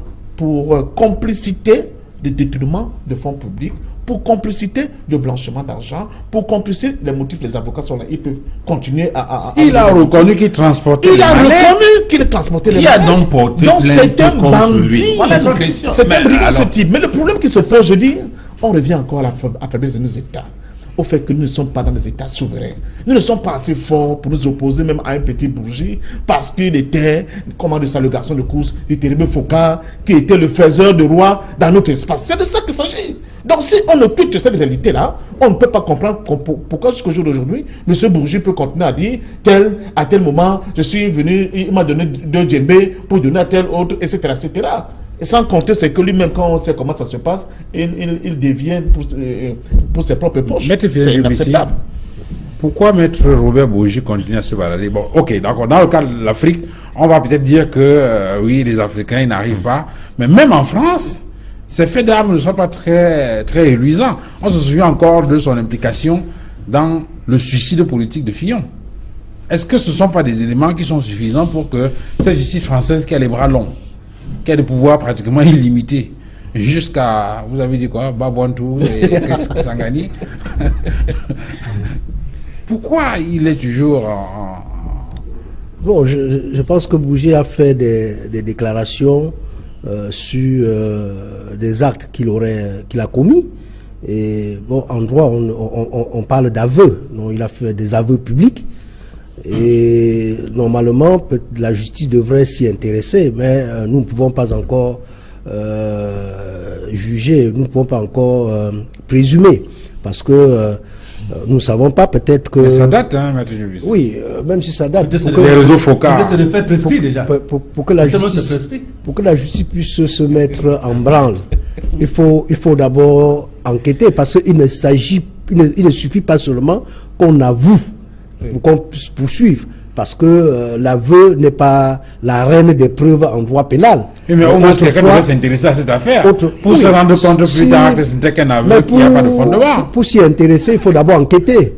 Donc peut-être que la justice Vous avez le française... sentiment que les enquêtes sont ouvertes, Maître Djibrisi? Moi, je ne suis pas dans le secret de Dieu pour savoir. Peut-être que les enquêtes sont ouvertes et que au bout de l'enquête, il peut y avoir une action publique déclenchée contre Bourgi, parce que dans le cas du vice-président de la Guinée équatoriale, c'est pas le parquet qui a déclenché la procédure. Maître Bonou l'a relevé tout à l'heure. Il s'est agi d'une procédure sur la plainte des organisations non gouvernementales qui aujourd'hui jouent un rôle très important dans la société civile internationale, c'est-à-dire qui doivent influencer sur le politique et également sur le marché pour protéger les populations civiles. Donc, Transparency International joue un rôle qui est très bien, et que s'il arrive que des personnes ou bien des dirigeants qui sont intouchables parviennent à spolier des États, il est tout à fait normal que les ONG s'y intéressent. Donc, s'agissant de M. Bourgi, peut-être que la justice française va s'y intéresser. Attendons voir. Je voudrais ajouter un petit quelque chose. Je pense platisme, maître. Non, je voudrais ajouter un petit quelque chose après Fidèle. Parce qu'il s'agit des intérêts des Africains, n'est-ce pas, dans cette affaire de Robert Bourgi. C'est exact. Mais personne ne viendra défendre les Africains à la place des Africains. C'est exact. Mais depuis que ce monsieur dit, j'ai pris de l'argent au Gabon pour aller donner à Chirac, pour aller donner... Pourquoi est-ce que les Gabonais ne se plaignent pas? Ne se déposent pas de plainte. Je vous en prie, dépose pas plainte, même à Libreville. Parce qu'il s'agit de l'argent gabonais. Vous attendez certainement que la France, sur laquelle nous tirons tous les jours, vienne encore nous aider à engager des poursuites pour nous. Mais en tout cas, émancipons-nous finalement. Vous ne pouvez pas être en train de dire que c'est la France qui vous pille et refuser d'engager des procédures contre des individus français. Entre nous. Alors, c'est la question que je vais vous poser, mais il faut que je donne la parole à Isaac Issamé. Isaac Issamé, donc, de ce point de vue, Transparency International ne fonctionne que dans certains cas. Puisqu'on a dit que c'est cette Transparency-là qui active un certain nombre de leviers pour qu'il y ait des gens qui se retrouvent devant les juridictions, et ainsi de suite. Dans ce cas-là, Transparency ne s'est pas encore intéressé à ce cas où il n'a pas encore vu ou n'a pas encore entendu tout ce qu'a déclaré Maître Bourgi. Je voudrais quand même insister. On en parle, hein, parce que on est dans une situation où on parle des procès de bien mal acquis. Et ces procès de bien mal acquis en rapport avec la gouvernance en Afrique. Tout à fait. Et dans cette affaire de gouvernance en Afrique, il y a quand même quelqu'un qui a reconnu en Mondo Vision, dans plusieurs reportages, le dernier vient encore d'être diffusé sur une chaîne de télévision française il y a moins d'une semaine, où quelqu'un reconnaît qu'il se déplaçait avec des mallettes, qu'il prenait de l'argent en Afrique pour aller financer des campagnes électorales, pour nourrir un certain nombre de leaders politiques en France. Il le dit, il le reconnaît, et on a l'impression que ça, Transparency International, par exemple, je prends que ce cas, n'a encore rien entendu. Et donc, du coup, le problème, c'est que c'est des Africains, eux, qui n'arrivent pas. Dans certains cas, on n'a pas forcément vu les Africains, même si dans ce cas-là, vous avez vu effectivement, maître, que ce sont des Équato-Guinéens, et ainsi de suite. Mais pourquoi, dans ce cas, c'est le blackout total, c'est l'omerta? Partons de l'idée que chaque peuple a le régime qu'il mérite. Donc, généralement, la manière de penser, d'agir dans les pays influe sur le gouvernement qui est en place. Comment on fait son lit? C'est comme ça qu'on se couche, simplement. Donc chaque peuple a le régime qu'il mérite. Maintenant, pour Transparency, non, mais il faut comprendre que Transparency est un acteur des relations internationales. Je n'ai pris qu'un exemple, j'aurais Oui. pu prendre d'autres structures. On a parlé de ce comité catholique, enfin, je ne sais pas quoi, il y a plein de structures. C'est la raison pour laquelle j'ai dit un acteur de relations internationales. Or, ces acteurs-là fonctionnent selon leurs intérêts. Quel est l'intérêt qu'il y aurait à déposer une plainte contre M. Bougie? Vous comprenez? Parce que on poursuit les gens parce qu'on a un intérêt. Ça, c'est la justice. Vous n'avez pas d'intérêt, vous allez agir où? Moi, je ne peux pas considérer que les Occidentaux nous aiment tellement. Je vous ai dit à la base, même quand il y a des transferts d'argent, ça va où? Mais ça va chez eux, non? Quand il y a des conflits, des guerres, les qui sont victimes, c'est l'Afrique. Donc, à un moment donné, dit que les organisations internationales, par exemple, jouent le double jeu, ce n'est pas faux. Ce n'est pas faux, dans la mesure où, en fonction des intérêts, on agit. Et tant que ces organisations internationales, et même les États, n'ont pas d'intérêt, vous ne verrez pas d'action. Et les Africains, très souvent, sur la scène internationale, on l'a dit tout à l'heure, ne sont pas très actifs et même dynamiques, fonctionnent en rang dispersé. Mais c'est aussi le contexte et l'environnement. C'est-à-dire que si vous allez faire les vox pop au quartier, vous voyez comment les gens réfléchissent en Afrique, on peut bien se demander, mais est-ce que c'est difficile de comprendre ce qui nous arrive? C'est-à-dire qu'est-ce qu'on veut même avancer? Les gens entrent en conflit contre leurs frères. Les gens entrent en conflit contre leurs propres intérêts. Vous voyez que quand l'Occident est par exemple en difficulté, tous les journalistes occidentaux couvrent. C'est comme s'il y avait une action en synergie contre une cible ou un objet. Comme si on s'est passé le mot. Et effectivement, ce n'est pas le cas en Afrique. Donc, aussi longtemps que les acteurs ne vont pas suivre leurs intérêts, tant pis. Donc, on est dans le réalisme. Vous voyez que tous les États, toutes les organisations internationales, tous les ONG et même les individus qui fonctionnent dans le cadre d'abord de leurs intérêts de leur espace, ça marche. Mais ceux qui sont dans l'idéalisme avec la naïveté de croire que on peut s'asseoir et puis on reçoit tout, ou alors ceux qui agissent dans notre intérêt, ce n'est pas vrai. Et nous sommes en analyse politique, il faut comprendre que même sur le droit là, il y a ce qu'on appelle chez nous les montages, les tripatouillages et les usages du droit. C'est-à-dire, vous allez croire que c'est transparent, c'est par exemple qui a porté plainte. Matériellement, oui. Ça, c'est pour les juristes. Mais si on creuse au fond, vous allez retrouver qu'il y a, oui, il y a par exemple, mais si on creuse au fond, vous allez retrouver qu'il y a, oui, il y a par exemple une commande qui vient d'ailleurs. Et il ne faut jamais oublier cela. C'est pas simplement ce qu'on voit visiblement agir. Vous ne savez pas qui sont ceux qui sont à la base et qui traînent tout cela. Alors, Patient Dôme, il y en a qui ont compris le jeu, hein, visiblement. Ils ne font pas d'ennui avec la France. Ils sont dociles vis-à-vis de l'Hexagone. Ils continuent à piller leur peuple. Personne ne lève le doigt. et les choses avancent tranquillement. C'est peut-être la meilleure formule pour ceux qui sont les plus sages dans ces pays-là.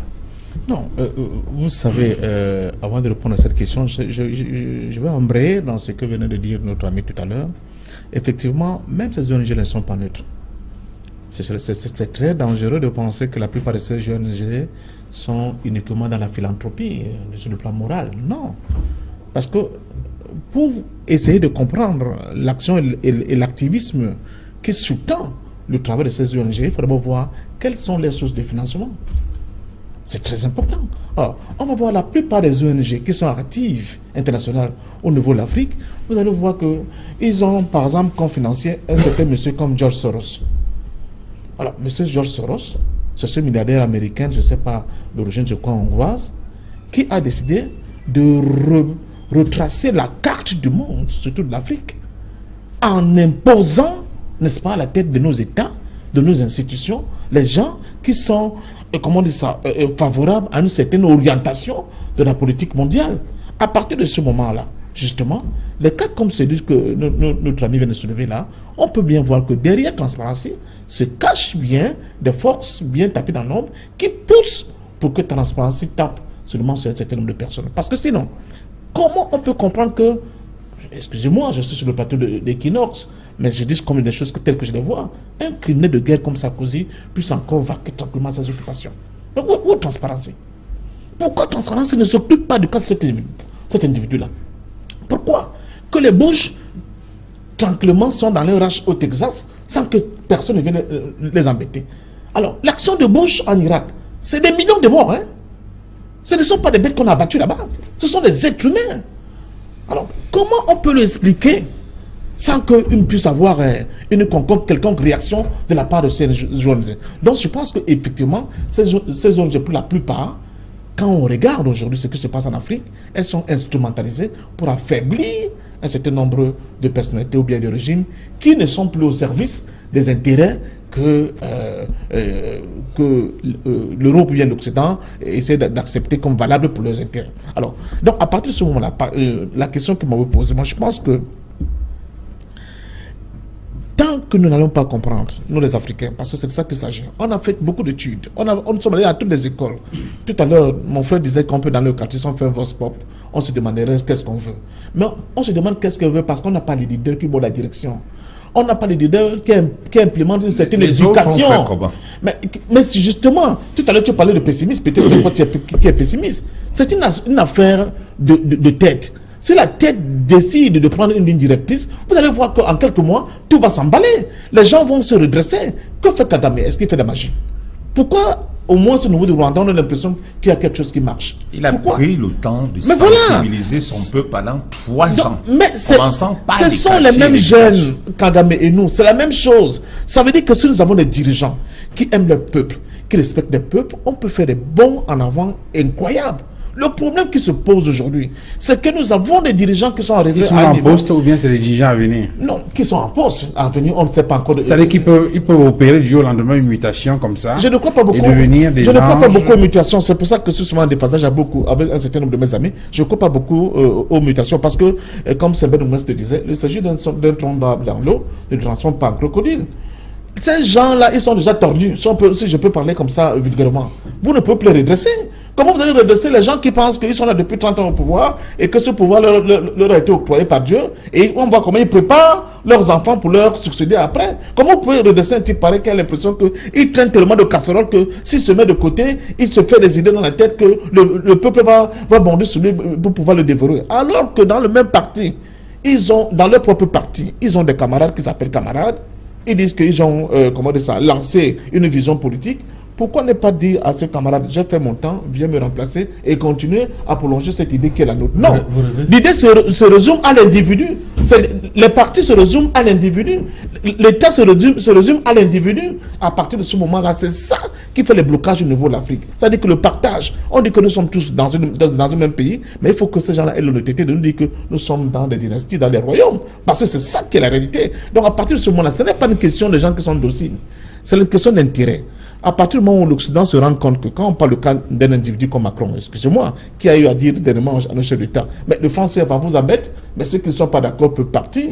On a vu le cas de la Mauritanie, de Madagascar, sont partis, il n'y a pas de problème. Donc arrêtez de mettre sur le dos de la France vos échecs économiques. Il leur dit cash comme ça, et on voit comment depuis là, tous nos dirigeants là, chacun tremble. Justement, pourquoi? Tout le monde s'est mis à s'énerver. Voilà, parce que M. Macron, je pense qu'il est arrivé à un niveau où il s'est dit, je ne veux plus jouer avec ces tickets, il me faut des nouveaux tickets, mais qui vont perpétuer justement l'ordre ancien, qui fait que vous allez rester la périphérie, et nous, on va toujours rester le centre. Donc à partir du moment là, on va contenter le peuple, à nous donner l'impression qu'il y a eu justement une mutation, alors que ce sont les gens qui ont été choisis, n'est-ce pas, dans le shadow cabinet qui vont remplacer ceux qui sont là. C'est pour cela qu'il faut absolument l'intrusion des peuples dans le jeu politique en Afrique. Tant que les peuples ne se saisissent pas de ces questions-là, je pense que cette situation de marasme va continuer. Maître Bounou, vous qui semblez beaucoup croire à cette justice-là, est-ce que on peut attendre des résultats? C'est pas aujourd'hui qu'on parle de ces procès de biens mal acquis. Hein? Si on fait le bilan aujourd'hui, est-ce qu'on peut avoir le sentiment effectivement que les peuples ont récupéré quelque chose dans ces biens mal acquis? C'est vrai qu'on a signalé quelques restitutions. On a parlé du cas des avoirs de Moussa Traoré au Mali.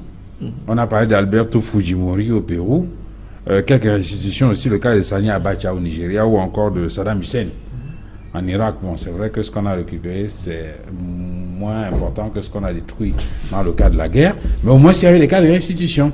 Est-ce que ces éléments-là, aujourd'hui, peuvent nous conforter dans l'idée qu'il faut encourager ce type de justice contre les potentats africains dans le sens de protéger la gouvernance et de protéger les peuples africains? Je voudrais dire que les restitutions auxquelles vous avez fait allusion ne sont pas la résultante d'un procès. C'est davantage, n'est-ce pas, le résultat d'une démarche administrative diplomatique, n'est-ce pas, qui aboutit, n'est-ce pas, aux restitutions auxquelles vous avez fait allusion tout à l'heure. Pour revenir au procès auquel je crois, je cite vos propos. Vous dites que Maître Mbounou semble croire beaucoup à ce procès. Je ne présume pas de la décision qui va être rendue. Je me félicite de ce que ce procès ait déjà eu lieu. Vous avez demandé, c'est le thème en débat aujourd'hui, procès en sorcellerie ou alerte contre les potentats africains. Et je pense que le plus grand intérêt pour ce procès, c'est d'avoir sensibilisé les dirigeants africains, c'est d'avoir sensibilisé les fils à papa, à qui le seul effort demandé à fournir était de naître. C'est de cela qu'il s'agit. La justice française est en train d'indiquer aux ressortissants des pays africains subsahariens notamment les francophones, d'investir chez eux pour le bien de leur peuple. Voyez-vous? Les éventuels candidats, n'est-ce pas? Bon, ça c'est le message collatéral, hein? Parce que l'objectif au départ, c'est pas forcément ça. Mais je préfère cet aspect de ce procès. Je préfère tirer avantage de ce procès. Non, des places à ceux qui disent que c'est le procès de la France contre l'Afrique. Ce n'est pas ça que je vois. Je vois les retombées par rapport à moi, africain. Voyez-vous, on vous dit qu'un individu a des biens immobiliers de près de 150 millions d'euros. Rien qu'à Paris, pour le moment. Mais souvenez-vous que c'est ce régime qui est à l'origine du blocage de la libre circulation des hommes et des biens en Afrique centrale. La zone CEMAC n'est pas une réalité. Je ne peux pas partir du Cameroun pour la Guinée équatoriale sans qu'on me demande le visa. Et ce sont eux qui ont bloqué. Si ces gens avaient favorisé l'implémentation de la libre circulation des hommes et des biens en Afrique centrale, eh bien ce monsieur aurait pu venir au Cameroun, créer une plantation de culture de manioc pour nourrir les équato-guinéens, créer une usine, ce n'est pas une palmeraie, pour avoir de l'huile de palme. Il n'a pas voulu le faire. Il a préféré piller les ressources africaines pour aller, n'est-ce pas, engraisser davantage les Français. Donc pour moi, ce procès est une alerte. Ce procès est un avertissement pour des éventuels candidats à ce genre d'acte. Et lorsque je dis que ce monsieur aurait pu investir chez nous, mon voisin de gauche a évoqué tout à l'heure la sortie de Macron dernièrement relativement à La question du franc CFA, entre autres. Hein. Non, pas seulement, je ne voulais pas parler de la question de franc CFA. La question de la population. La question de la population. Ben, on a tiré sur lui. Au lieu de regarder la lune qu'il pointait, on a regardé son droit. Ouais. En réalité, ce monsieur veut parler de l'inadéquation entre la production et les bouches à nourrir. La production alimentaire et les bouches à nourrir. C'est simplement cela. C'est un néo-malthusien tout court. Alors, lorsque vous passez le temps à payer pour aller investir chez eux, eh bien vous allez nourrir comment? Donc moi je dis, je préfère, c'est cet aspect-là. C'est un autre débat. Permettez-moi, c'est cet aspect-là que je tire de la sortie de Macron. C'est cet aspect-là que je tire du procès en cours actuellement en France. C'est mon point de vue. C'est-à-dire que Isaac et sa mère, même si au bout du procès on n'a rien récupéré, mais au moins on a réussi à intimider quelques chefs d'État et leur C'est fils. déjà ça. C'est vrai que moi j'aime plus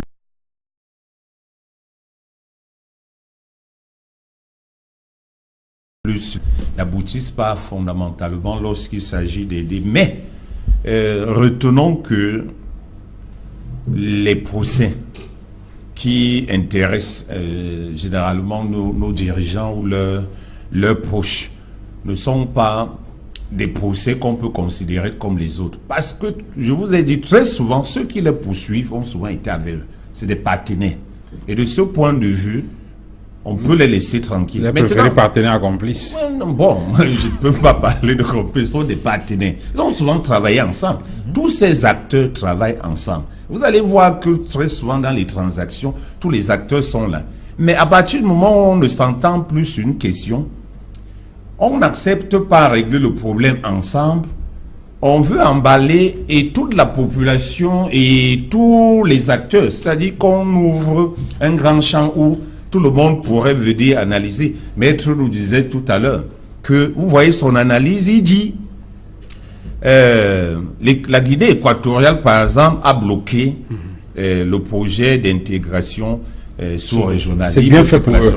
Voilà. Donc, si c'était pas ça, il aurait pu venir investir ici. Vous voyez que c'est comme ça aussi que la France réfléchit en termes de partenaire qui veut un peu déranger. Mais ça n'enlève en rien cette histoire. Moi, je l'ai dit, il faut investir en Afrique.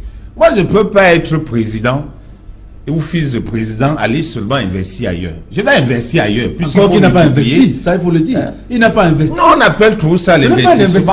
Parce que vous avez... Mais l'investissement... Ça ne rapporte rien de ce qu'il possède en France. Comment? Il n'y a pas de maison en location. Non, mais la satisfaction n'est pas que matérielle. Alors ce n'est pas un investissement. Hein? La satisfaction n'est pas que... Ça, c'est un autre débat. Non, je voudrais interroger Maître Fidèle Debussy sur un aspect. Maître, je m'en voudrais de vous laisser partir sans vous poser cette question-ci, parce que ça a un rapport toujours avec les biens mal acquis. On se souvient que... Parce que là, je vous interroge l'homme politique, hein, le militant du MRC. C'est exact. Voilà. On se souvient que récemment, effectivement, le président national du MRC a été impliqué, pas impliqué, c'est-à-dire qu'en tant qu'avocat, il allait défendre, je crois, c'était l'État de Guinée équatoriale, dans une affaire en rapport avec, enfin, toujours une histoire de, peut-être pas forcément bien mal acquis, mais une affaire où... Alors, mais ce que l'opinion a retenu de façon globale, c'est que le professeur Moïse Kamto et aller défendre les gens qui détournent les fonds publics. Est-ce que cette position-là n'est pas un tout petit peu en contradiction avec votre position sur ce plateau en rapport avec la question des biens mal acquis? Non, il n'y a aucune contradiction. Il se trouve que dans cette affaire où le professeur Maurice Kamto est allé auprès de la Cour internationale de justice pour défendre l'État de la Guinée, nos détracteurs ont trouvé l'occasion de créer l'amalgame, tout simplement. Et il faut ici distinguer l'État des personnes qui sont en charge de diriger. Dans l'affaire qui se passe en France devant le tribunal correctionnel français actuellement, il s'agit de M. Théodore Biangema qui est poursuivi.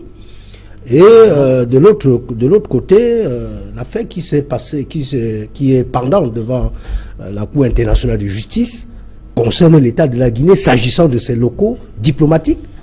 Et il faut retenir que la Cour internationale de justice ne connaît que des questions relatives aux États et aux organisations internationales. La Cour internationale de justice ne connaît pas des litiges liés aux individus. Non, le professeur Maurice Kamto ne pouvait pas aller devant la Cour internationale de justice pour défendre monsieur le président Obiang ou bien son vice-président qui est son fils. Donc, il faut faire la distinction entre les deux. Non? Et lorsque j'aurais dit ça, j'aurais également dit à Patient Ndom, quand il parlait tout à l'heure des affaires de Sarkozy et de Bush en Irak, il faut pas attendre qu'une organisation non gouvernementale internationale puisse se poursuivre, parce que là il s'agit des cas qui sont bien réglés par la Cour pénale internationale. C'est-à-dire, si monsieur le procureur près la Cour pénale internationale ne déclenche pas l'action, il ne faut pas attendre que les ONG le fassent. Les ONG ont leur domaine de compétences bien défini. Et s'agissant de transparence qui est à l'origine du procès concernant Théodorin Obiang Nguema, et Transparency s'occupe beaucoup plus de la corruption et des détournements des deniers publics. Non, et les autres organisations non gouvernementales comme Amnesty International s'occupent des atteintes aux droits de l'homme. Donc il ne s'agit pas des infractions internationales qui sont susceptibles d'être connues par la Cour pénale internationale de justice ou bien par le tribunal pénal international ad hoc, comme ce qui s'est passé au Rwanda. Je parle sous le contrôle de mon confrère Bonou qui a travaillé sur ce sujet et qui de temps en temps va aussi auprès des juridictions internationales comme Arusha. Alors, on est pratiquement à la fin. On va faire pratiquement un dernier tour de table en répondant à la question. C'est vrai que les avis transparaissent dans les développements qui ont été faits, mais pour que ce soit beaucoup plus clair, on rappelle donc en ce moment, il y a au parquet de Paris donc une affaire. Le vice-président de Guinée équatoriale, Théodorin Obiang, 48 ans, fils du président Obiang Nguema au pouvoir depuis 1979 en Guinée équatoriale, et donc devant cette juridiction-là, il est accusé d'enrichissement frauduleux en France.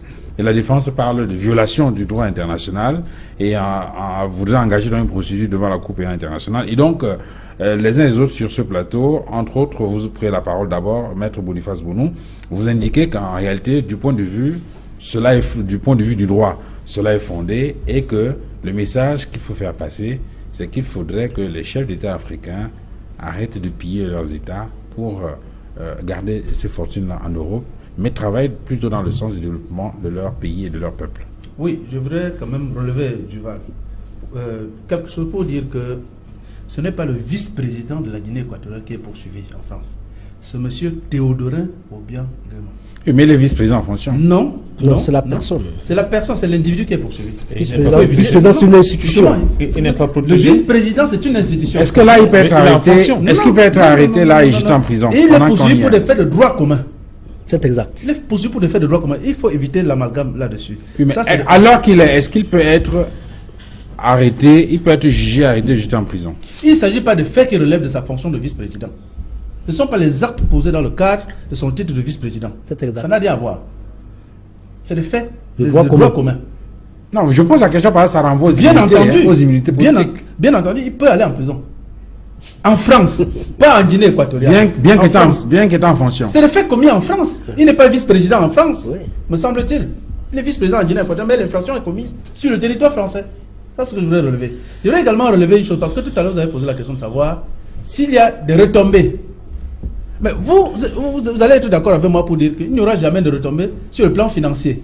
Parce que le propriétaire des biens détournés, c'est qui? C'est l'État équato-guinéen. Et dans le cas d'espèce, l'État équato-guinéen, tel qu'il est incarné maintenant, ne peut nullement se constituer partie civile dans ce procès pour réclamer la restitution. Donc, il pouvait avoir des retombées sur le plan financier si l'État guinéen venait se constituer partie civile, ou alors si M. Obiang et sa famille n'étaient plus au pouvoir, bien entendu. À ce moment-là, on pouvait recouvrer, n'est-ce pas, les immeubles à tort achetés en France, les fonds évacués, les objets d'âge, etc., etc. Donc, pour me résumer, je dis, ce procès a une forte valeur didactique. les Africains apprendront à rester chez eux, à investir chez eux. Maître Fidèle Djobissi. Oui, je pense que c'est un procès de la honte pour nous Africains. Nous devrions faire tout ce qui est en notre pouvoir pour assainir la gestion de nos fonds et ne pas permettre, ne pas tendre la perche aux étrangers, aux puissances étrangères pour nous humilier, parce que au bout du compte, si le 26, le jour du délibéré, il est déclaré coupable, si Théodore Obiangema est déclaré coupable, ce sera une humiliation. Ce sera une humiliation pour l'État de la Guinée et également pour nous, Africains, que nous soyons que des nôtres soient condamnés par une juridiction étrangère. Alors que si nous avions bien organisé les choses chez nous, avec le respect des normes et des institutions fortes, comme disait Obama, je pense qu'il serait poursuivi devant un tribunal équato-guinéen.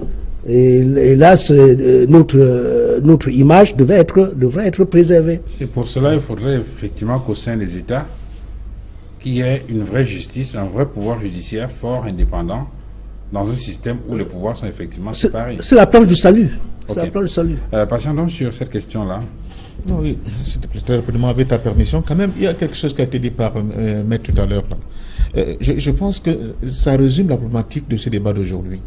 Parce que oui, j'ai parlé des ONG, mais j'ai aussi parlé des institutions qui ont vocation, n'est-ce pas, à sanctionner dans ce cas-là. Oui. Vous voyez, la CPI, elle a arrêté un chef de milice de guerre au Congo, un certain Thomas Lubanga, n'est-ce pas, pour avoir tué, je ne sais pas, de quelques centaines de personnes. Mais je dis, Bush continue de se promener. C'est ça. Sarkozy continue de se promener. Et qui se plaint souvent? Ce sont ces jeunes qui se plaignent, qui a un criminel qui assassine des gens à tour de bras ici. Alors, venez le chercher. Venez le chercher. Alors, mais non, le problème ne se pose pas de ne tuons pas en Afrique. Le problème se pose la question de comment du rapport de force sur le plan mondial. C'est ça, c'est le rapport de force sur le plan mondial. Donc ne dites pas que c'est parce que ces gens n'ont pas vocation. Non. C'est parce qu'ils ne peuvent pas le faire dans le cadre du rapport de force actuel, dans la faiblesse sur le plan des relations internationales que l'Afrique, surtout l'Afrique francophone, a aujourd'hui vis-à-vis de ces institutions-là. Oui, je voudrais dire patient. Je voudrais dire patient que lorsque Sarkozy ou bien Bush va en Libye ou en Irak, c'est toujours le rapport de force, c'est sous le couvert d'une résolution prise par le Conseil de sécurité. Même si après on dénature la résolution. Parce que dans le cas de la Libye, c'était l'établissement d'une zone d'exclusion aérienne. Cette fameuse résolution de 1973. Mais après, c'est devenu les frappes aériennes. Voilà. Finissez rapidement. Et justement, pour le cas du vice-président Théodorin, tout à l'heure, avec la gestion française, voilà, Maître nous a dit quelque chose d'extrêmement grave. C'est-à-dire qu'une décision peut être rendue, selon Maître, où le vice-président d'un État indépendant, souverain, peut aller en prison. Est-ce que vous vous imaginez la réciproque? Est-ce que vous imaginez la réciproque? Admettons que M. Collomb, aujourd'hui qui est ministre en France, ait commis, je ne sais pas, des exactions comme ça au Cameroun. Vous vous imaginez qu'une réciproque pareille? C'est impossible. Non, ce n'est pas une question de nous prendre au sérieux. C'est une question que nous sommes quand même dans une situation de dominant à dominer. Et c'est pour ça que j'interpelle et j'appelle de tous mes voeux les Africains pour nous dire, mettons-nous ensemble pour constituer une force, être capable de résister, n'est-ce pas, à cette situation unique qui s'impose à nous aujourd'hui. Bon, vous n'êtes pas en train de faire allusion au syndicat et chef d'État africain. Et évidemment non. Mais c'est tout comme... ça existe déjà. Alors, Jacques Samé, on sort de l'émission, votre point de vue en termes de conclusion. Oui, ce que je peux dire tout de suite, c'est que ce n'est qu'un procès. Il y a au moins 5 chefs d'État ou des profs, des chefs d'État qui sont sous le coup de procès de ce genre. On parlait tout à l'heure du cas de Sassou. Et là, on a identifié 112 comptes bancaires français dénombrés au nom de la famille Sassou Nguesso. Et vous voyez, ce sont des comptes français, c'est-à-dire faits ailleurs. Mais disons que tout cela relève encore de la suspicion. C'est-à-dire que ils sont encore présumés innocents jusqu'à ce que un juge déclare qu'ils sont coupables. Mais Donc, on peut on peut au le moins condamner. leur reconnaître cela. Maintenant, ce qui va se passer J'ai cru que vous après... vouliez dire que jusqu'à ce qu'ils se montrent un peu plus dociles. Non, là, ça, c'est l'analyse juridique d'abord. Mais si vous voulez l'analyse politique, moi, je sais que dans les relations internationales, très souvent, on pousse le partenaire à la faute et puis on utilise cette faute-là pour le pousser à la négociation parce qu'il y a des intérêts en jeu. Ça, il ne faut jamais l'oublier. Tout à fait. Merci, messieurs, d'être venus sur ce plateau. Merci à vous, Isaac Essamé. Vous êtes analyste politique. Merci à vous, Patient Dom, d'être venu. Vous êtes militant de l'UPC, l'Union de population du Cameroun, Merci. militant panafricaniste. Merci à Maître Fidèle Djubissi, avocat au barreau du Cameroun, Militant MRC. militant du MRC, le Mouvement pour la Renaissance du Cameroun. Merci à Maître Boniface Bounou, avocat au barreau du Cameroun. Militant. Non, Avocat au barreau du pas Cameroun. encore. Merci à vous, madame, monsieur, d'avoir regardé cette autre livraison 237 débat. Je vous souhaite une excellente soirée. Au revoir.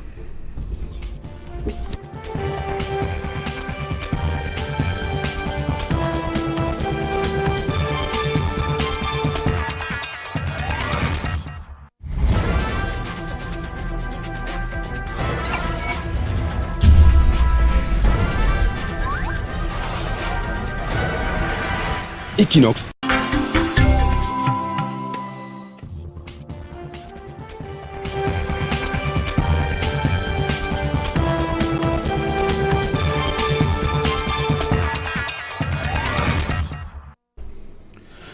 Madame, monsieur, bonsoir et bienvenue à tous. Il y a quelque temps, un reportage diffusé sur une chaîne de télévision française s'en prenait au clan Bongo, l'accusant implicitement d'avoir pillé le Gabon pendant plusieurs décennies. Un reportage à charge soutiennent des observateurs qui relèvent la manifestation la plus palpable de l'animosité de Paris vis-à-vis du gouvernement de Libreville. D'ailleurs, pour soutenir leur position, cela rappelle, en condamnant le procès des biens mal acquis qui vise en France en ce moment le vice-président en fonction de la Guinée équatoriale, Théodoro Obiang Mangué. En face, s'érige un autre courant de pensée qui soutient que Paris est dans son rôle de gendarme et que toute action qui vise à fragiliser les potentats africains est louable, notamment sur un continent où la misère et la pauvreté des peuples contrastent de façon effarante avec le train de vie ostentatoire des gouvernants. 237 le débat ouvre justement le débat ce soir pour interroger la pertinence de ces avis pratiquement divergents sur la question et pourquoi pas questionner l'épaisseur de la partialité, le niveau d'équité de Paris qui s'érige visiblement en cellule de veille de la bonne gouvernance sur le continent noir. L'affaire des biens mal acquis qui donne lieu à un procès contre le vice-président en fonction de la Guinée équatoriale peut-elle être considérée comme un procès en sorcellerie ou plutôt comme la sonnette d'alarme que la France tire vis-à-vis des autocrates africains? 237 le débat ouvre donc le débat ce soir. Merci madame, monsieur de nous recevoir chez vous.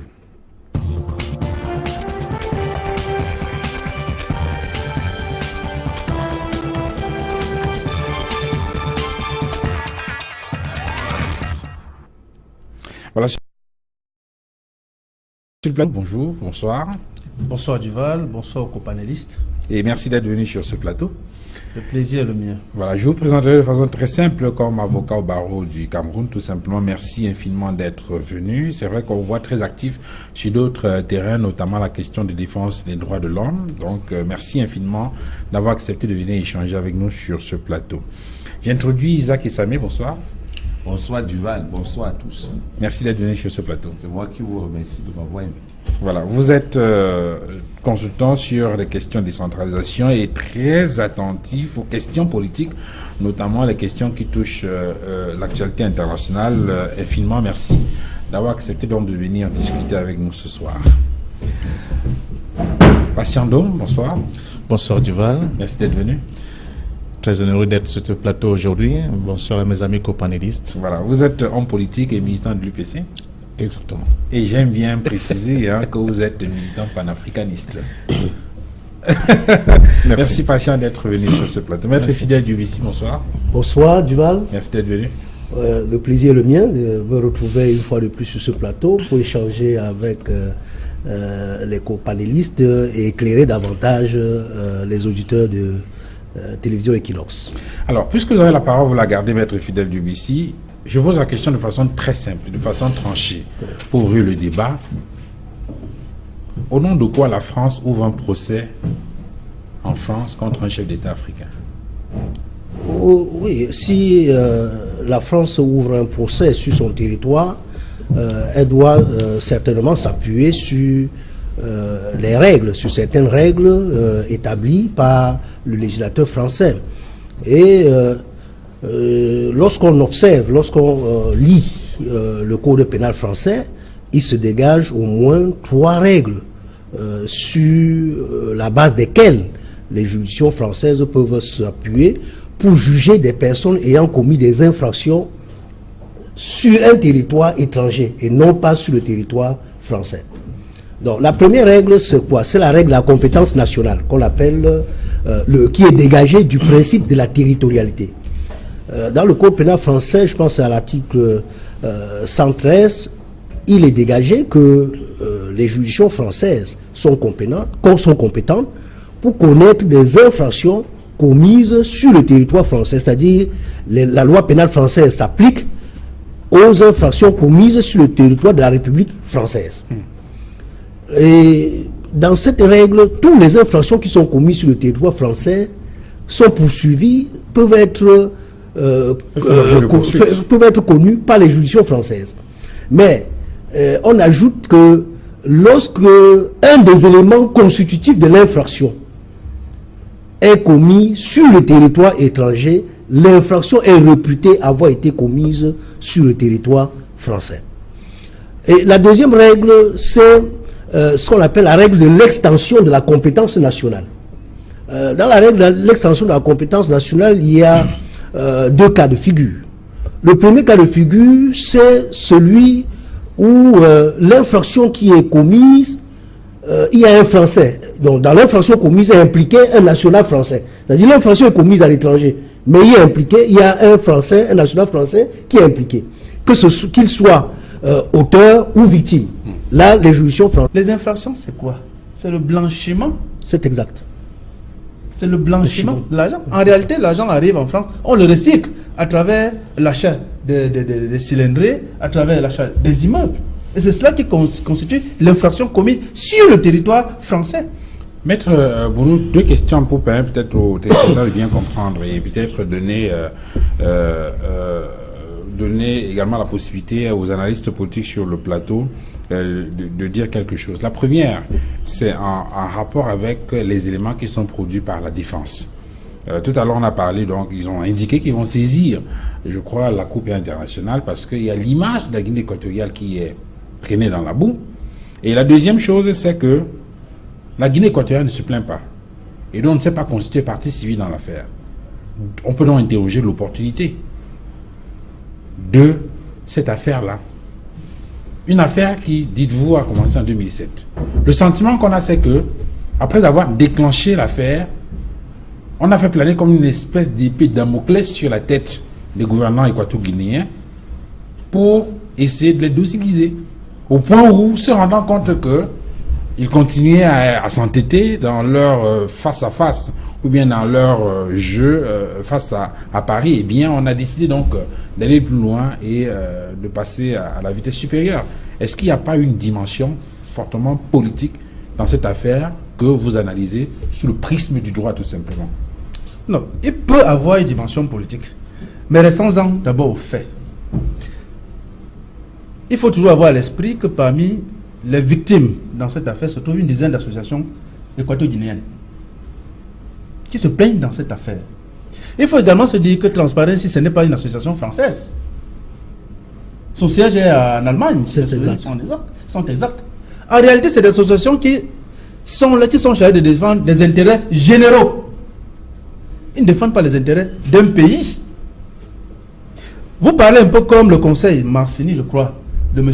Théodorin Obiang, qui a dit, si ce monsieur a volé des biens appartenant à l'État équatorien, de quoi la France se mêle-t-elle? Par exemple. Par exemple. Oui, parce que mais justement, vous avez parlé d'une dimension politique. Allons un peu loin. Parce que chaque jour, des jeunes Africains partent mourir à la Méditerranée, au désert, au Sahara, parce qu'ils vont aller chercher du bonheur en France. Pourquoi ils voyagent? Parce que ce bonheur ne se retrouve pas sur nos terres ici en Afrique. Parce que les biens sont pillés pour aller être recyclés en Europe. Et qu'est-ce que l'Union européenne a décidé de faire? De stopper les migrants sur leur terre en Afrique, en accordant parfois même des financements pour investir ici. Et si, à travers ce procès, on amène certains Africains, certaines pontes africaines, à ne plus détourner en Afrique pour aller enrichir ceux qui sont déjà très riches et d'investir chez eux, eh bien, je pense qu'il y a là une dimension diplomatique au-delà de la dimension politique. Donc, pour nous, ce procès, si vous le prenez sur cet angle, il est également justifié. Isaac Essamé, quelle est votre analyse de cette question-là? Je dois dire que si l'on considère que les éléments pour lesquels le vice-président est poursuivi se trouvent en France, les juridictions françaises sont compétentes pour intervenir. Et c'est d'ailleurs le parquet financier français qui agit. Et les faits pour lesquels on poursuit le vice-président ne relève que pour l'instant des indices. Vous savez que le procès, le verdict final n'est pas encore là. Cela signifie que le vice-président continue à bénéficier de la présomption d'innocence. Ce n'est pas probable, c'est juste un procès. Pardon. Et quand on va aller plus loin, oui, vous allez vous rendre compte que rien n'indique qu'il sera condamné, puisque jusqu'ici, ce ne sont que des débats. On a envoyé le procès. Et c'est là où la dimension politique vient. Est-ce que ce n'est pas un instrument de chantage, par exemple, qui pousserait, par exemple, l'État équato-guinéen à revenir sur un nombre d'accords avec la France? Parce qu'il faut toujours regarder. Lorsque vous observez les relations qui existent depuis longtemps entre la Guinée équatoriale et la France, ces relations ont souvent été au beau-fils. Mais à un moment donné, en fonction des intérêts des acteurs, vous vous rendez compte qu'il y a une rupture. Et quand il y a une rupture, les questions de règlement de compte entrent en jeu. Et donc, même si on s'appuie sur des éléments visibles, qui peuvent être l'immeuble, qui peuvent être les bateaux ou d'autres biens, il n'en demeure pas moins qu'au niveau de l'opportunité, il y a des élans politiques, il y a une sorte de règlement de compte. Et vous voyez très bien que cela ne concerne pas seulement la Guinée équatoriale. Ça a souvent concerné le Gabon même aussi avant. C'est-à-dire que lorsque le président n'arrive plus à marcher complètement dans le sens où ses partenaires d'hier le demandaient, on commence à chercher les poux dans la tête. Donc il y a deux choses à considérer là-dedans. Les éléments sur lesquels le tribunal correctionnel français s'appuie sont là. Est-ce que ça va donner lieu à une condamnation? On ne sait pas, l'affaire encore en cours. Mais l'autre dimension politique laisse bien entendre que c'est parce que les relations ne sont plus au beau fixe qu'il y a quand même ces actions. Alors, donc, je veux dire, comment vous voyez cette affaire-là? Est-ce que c'est une affaire... Les Françaises peuvent en connaître. Le deuxième cas de figure dans cette compétence nationale étendue, l'extension de compétences nationales, il y a le cas où l'infraction commise menace la souveraineté de l'État français. C'est-à-dire, ça peut être les infractions relatives à la fabrication de la fausse monnaie, la monnaie française, ça peut être l'euro maintenant, et ça peut être aussi des infractions commises sur les représentants français, des agressions sur les représentants de l'État français, par exemple, agression sur un ambassadeur de la France sur un territoire étranger. Dans le cas d'espèce, dans le cas du vice-président de Guinée équatoriale. Oui, nous allons venir pour situer, pour voir dans quel cas. Donc, dans son droit d'ouvrir ce procès contre Théodore Obiang. Oui, d'ailleurs, je voudrais préciser qu'à l'heure qu'il est, il y a quelques jours, le parquet de Paris a requis 3 ans d'emprisonnement ferme contre le vice-président équato-guinéen avec la possibilité de saisir ces biens qui sont évalués, je crois, à 150 millions d'euros. Oui, je voudrais finir puisque je dis qu'il y a 3 règles. La 3e règle, c'est ce qu'on appelle la règle de la délégation de compétences. La délégation de compétences de la communauté internationale. Et dans cette règle, il y a au moins 2 cas de figure. La première figure, le premier cas de figure, c'est en vertu des conventions internationales. C'est-à-dire en vertu des conventions internationales, lorsque l'infraction est commise n'importe où, l'État français peut connaître, même l'État camerounais peut s'en saisir. Lorsqu'il s'agit de la piraterie maritime, lorsqu'il s'agit de blanchiment de l'argent, lorsqu'il s'agit de la piraterie aérienne, lorsqu'il s'agit de la torture, lorsqu'il s'agit du terrorisme. À ce moment, en vertu des conventions internationales, là, chaque État peut connaître l'infraction, quel que soit le lieu où elle a été commise. Ou, dernier cas de figure, c'est lorsqu'il y a une résolution du Conseil de sécurité. Mais maintenant, pour en venir au cas du vice-président de la République équato-guinéenne, il se trouve que les biens qui ont été acquis sont sur le territoire français. Et apparemment, les deniers ayant servi à l'acquisition de ces biens résulteraient des détournements de deniers publics commis sur le territoire équato-guinéen. Donc, une partie de l'infraction semble être commise sur le territoire français. Donc, sur la base de la première règle que j'ai indiquée tout à l'heure, s'agissant de la compétence nationale, les juridictions françaises peuvent bien connaître de ce dossier. Ça dit qu'ici, il y a au moins un élément constitutif de l'infraction qui est commis sur le territoire français. Alors, Maître Boniface Bounou, on a écouté dans cette affaire-là, la défense indiquait qu'il y a une violation du droit international et que d'ailleurs cette défense s'apprêtait à saisir, à engager une procédure devant la Cour pénale internationale. Est-ce que on est là dans une bataille juridique qui risque finalement de déboucher sur une impasse? Non, il n'y aura pas d'impasse, Duval. Je pense que cette controverse, n'est-ce pas, rentre dans la droite ligne des obstacles, n'est-ce pas, qu'on a voulu opposer au déclenchement de ce procès. Souvenez-vous que ce procès a commencé depuis 2007.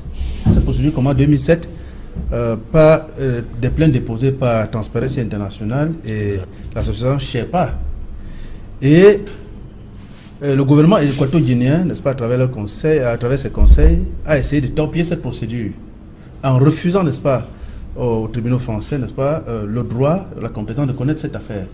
Il a fallu, n'est-ce pas, batailler pendant 8 années pour que la Cour de cassation française permette aux juridictions françaises de connaître de cette procédure. Alors, dès lors que ces associations ont obtenu l'onction de la Cour de cassation française, eh bien, l'information judiciaire s'est ouverte et on est parvenu à ce procès depuis 2015.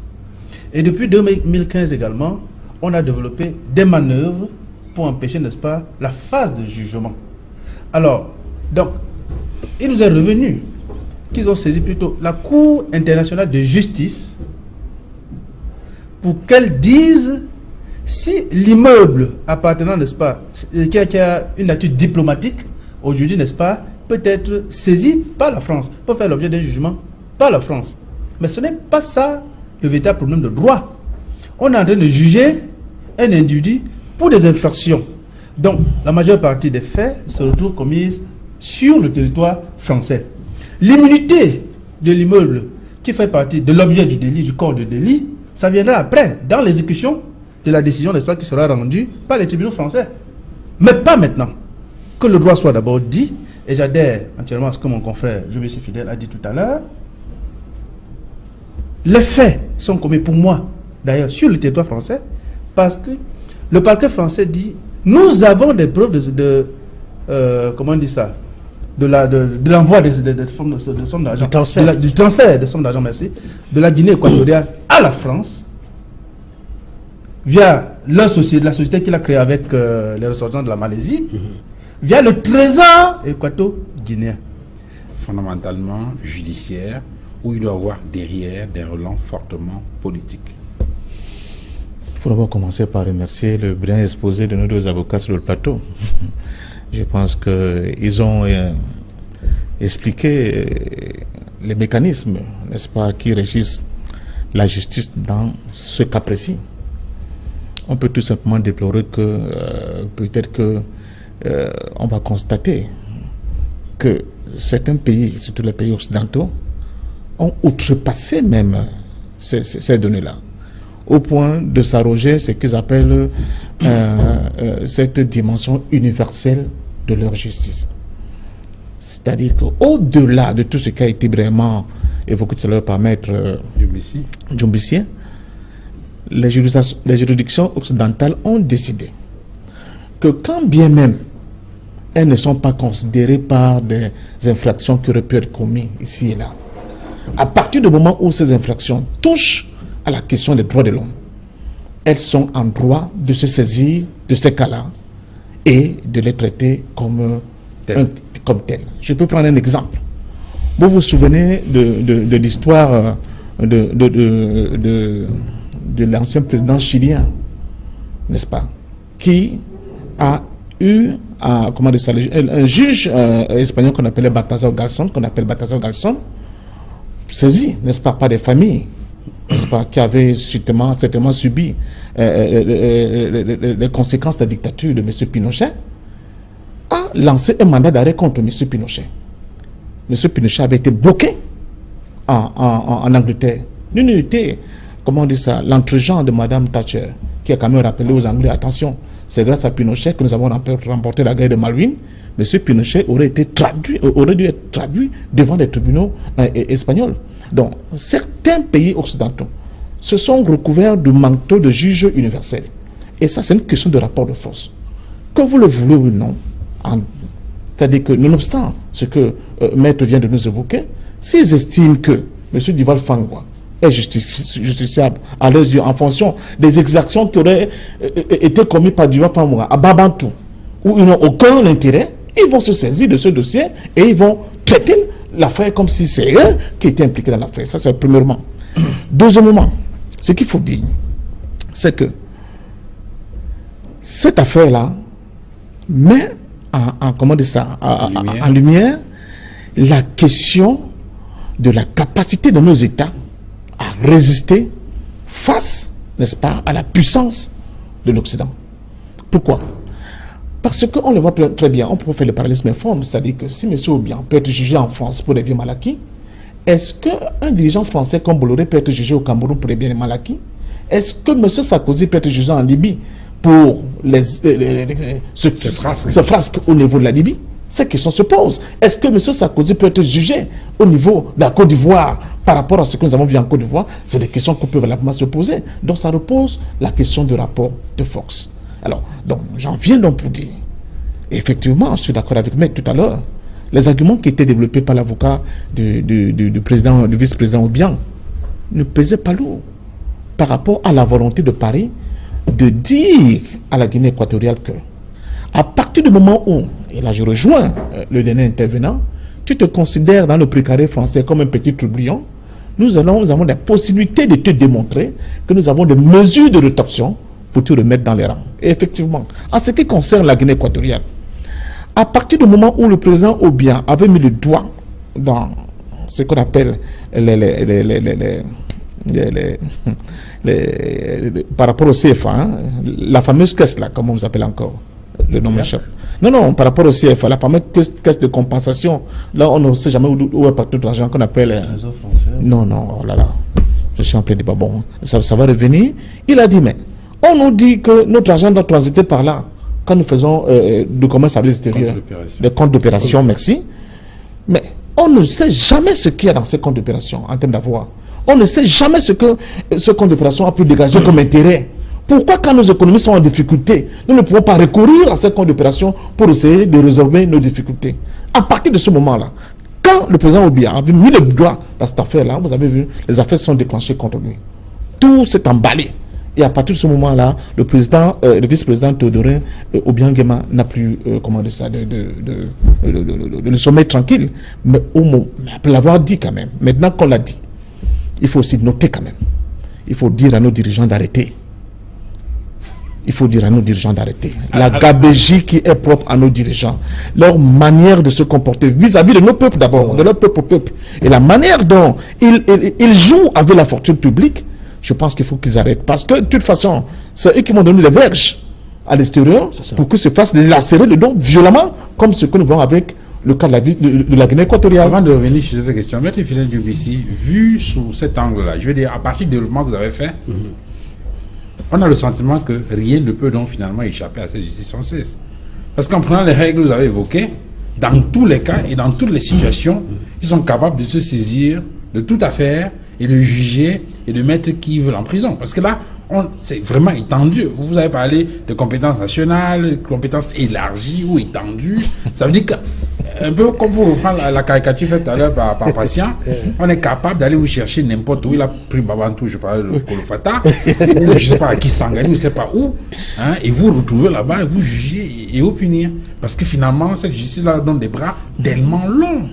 Non, jusqu'au finish. Allez-y. Oui, je ne pense pas, Duval, que la compétence des juridictions françaises ou des juridictions ou des autres juridictions des autres puissances est illimitée. Même les juridictions camerounaises sont capables d'interpeller ceux qui ont commis des infractions sur le territoire étranger. Pour aller dans le même sens que patient, parfait. C'est une question de rapport de force. C'est une question de rapport de force. Si nous pouvons affirmer notre puissance, nous sommes capables d'interpeller même un ministre français ou même un président français sur le territoire camerounais pour des infractions qui sont commises dans le cadre délimité par le droit pénal international.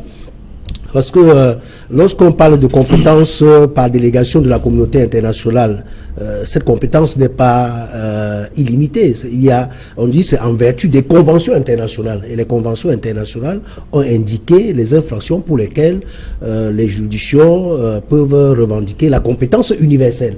Donc, en dehors de ce cas-là, il n'est pas possible qu'un État puisse poursuivre le citoyen d'un État étranger pour des infractions commises à l'étranger. Donc, et si cela arrive, on peut dénoncer et il y a des possibilités de faire des recours, même sur le plan international. C'est-à-dire il y a la Commission des droits de l'homme auprès de l'ONU, où on peut dénoncer et avoir gain de cause. Nous avons vu souvent nos concitoyens ici aller auprès de la Commission des droits de l'homme de l'ONU et qui ont un gain de cause. Donc, il n'y a pas, je ne pense pas que les États européens, parce qu'ils sont puissants, peuvent tout se permettre. Il y a le cadre qui est délimité dans lequel ils peuvent opérer. Alors, Maître Boniface Bounou, tout à l'heure, patient a toujours dans le même sillage, hein, pour essayer de comprendre jusqu'où peut aller, par exemple, les Africains. Il a parlé tout à l'heure du parallélisme de forme. Jusqu'où peuvent aller les Africains. Il a pris quelques exemples. Il a pris le cas Pinochet.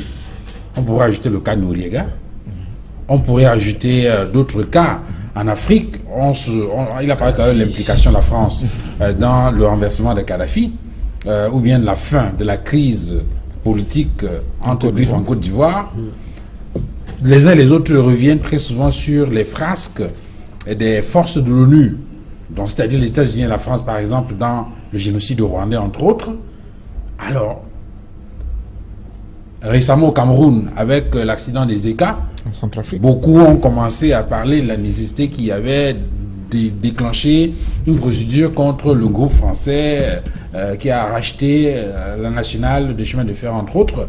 Alors, où se trouve le problème? Est-ce parce qu'on n'y croit pas fondamentalement, parce qu'on n'a pas les moyens de le faire, ou c'est parce que les rapports de force sont défavorables, donc du coup, avant même d'y aller, on commence à penser à une défaite? Je vais certainement vous décevoir.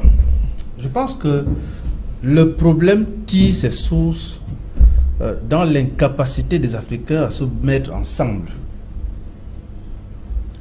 Oui, je suivais encore une vidéo de feu le président Thomas Sankara lors d'une conférence avec les chefs d'État africains relativement au poids de la dette, où il disait, si nous y allons tous pour refuser de payer la dette, on va réussir. Mais si je suis seul, le Burkina va seul pour dire je ne paye pas la dette, demain je ne serai plus à la prochaine conférence. Il avait tout résumé. Si les États africains se mettent ensemble pour combattre ce dictat hexagonal, il me semble, n'est-ce pas, qu'ils vont avoir gain de cause. Mais lorsqu'on va en rang dispersé, lorsqu'on joue les malins, comme ça se passe sur le terrain aujourd'hui, eh bien, ces États, n'est-ce pas, vont continuer à subir ce que vous appelez, n'est-ce pas, les affres de l'Occident. Je vous donne une illustration. Lorsque cet Occident nous a proposé les APE, pendant que la majeure partie des pays d'Afrique centrale est encore en train de réfléchir, ou alors en train de s'opposer, eh bien le Cameroun va nuitamment signer les APE intermédiaires. Il s'agit là de la fissure de la solidarité, n'est-ce pas, qu'on était en droit d'attendre face aux APE. Comment est-ce que vous voulez que nous soyons forts si nous allons seuls? Les Européens ont créé l'Union européenne pour faire face, n'est-ce pas, à la puissance de l'ancienne Union soviétique, pour faire face à la puissance des Américains. Pourquoi est-ce que nous choisissons d'aller tout seuls? Nous ne pouvons rien lorsque nous sommes seuls. Donc, il faut être unis, n'est-ce pas, pour pouvoir parler fort. Lorsque vous avez parlé tout à l'heure du franc CFA, il y a, je crois, le président Idriss Déby, n'est-ce pas, qui ne fait que parler de la sortie du franc CFA. Mais je pense que ça devrait être une débâche communautaire de la sous-région Afrique centrale, ou tout au moins des pays francophones sud-africains, subsahariens. Alors, donc, pour moi, la solution se trouve dans l'Union, n'est-ce pas, pour faire face à la toute-puissance des Occidentaux. Isaac Essamé, c'est le cas avec Teodoro Obiang, le vice-président de Guinée équatoriale. Il y a quelques heures, on évoquait le cas de la famille Sassou. Oui. On parle maintenant de son neveu, de sa fille et de son beau-frère, entre autres, qui sont là, je veux dire quoi, qui viennent de recevoir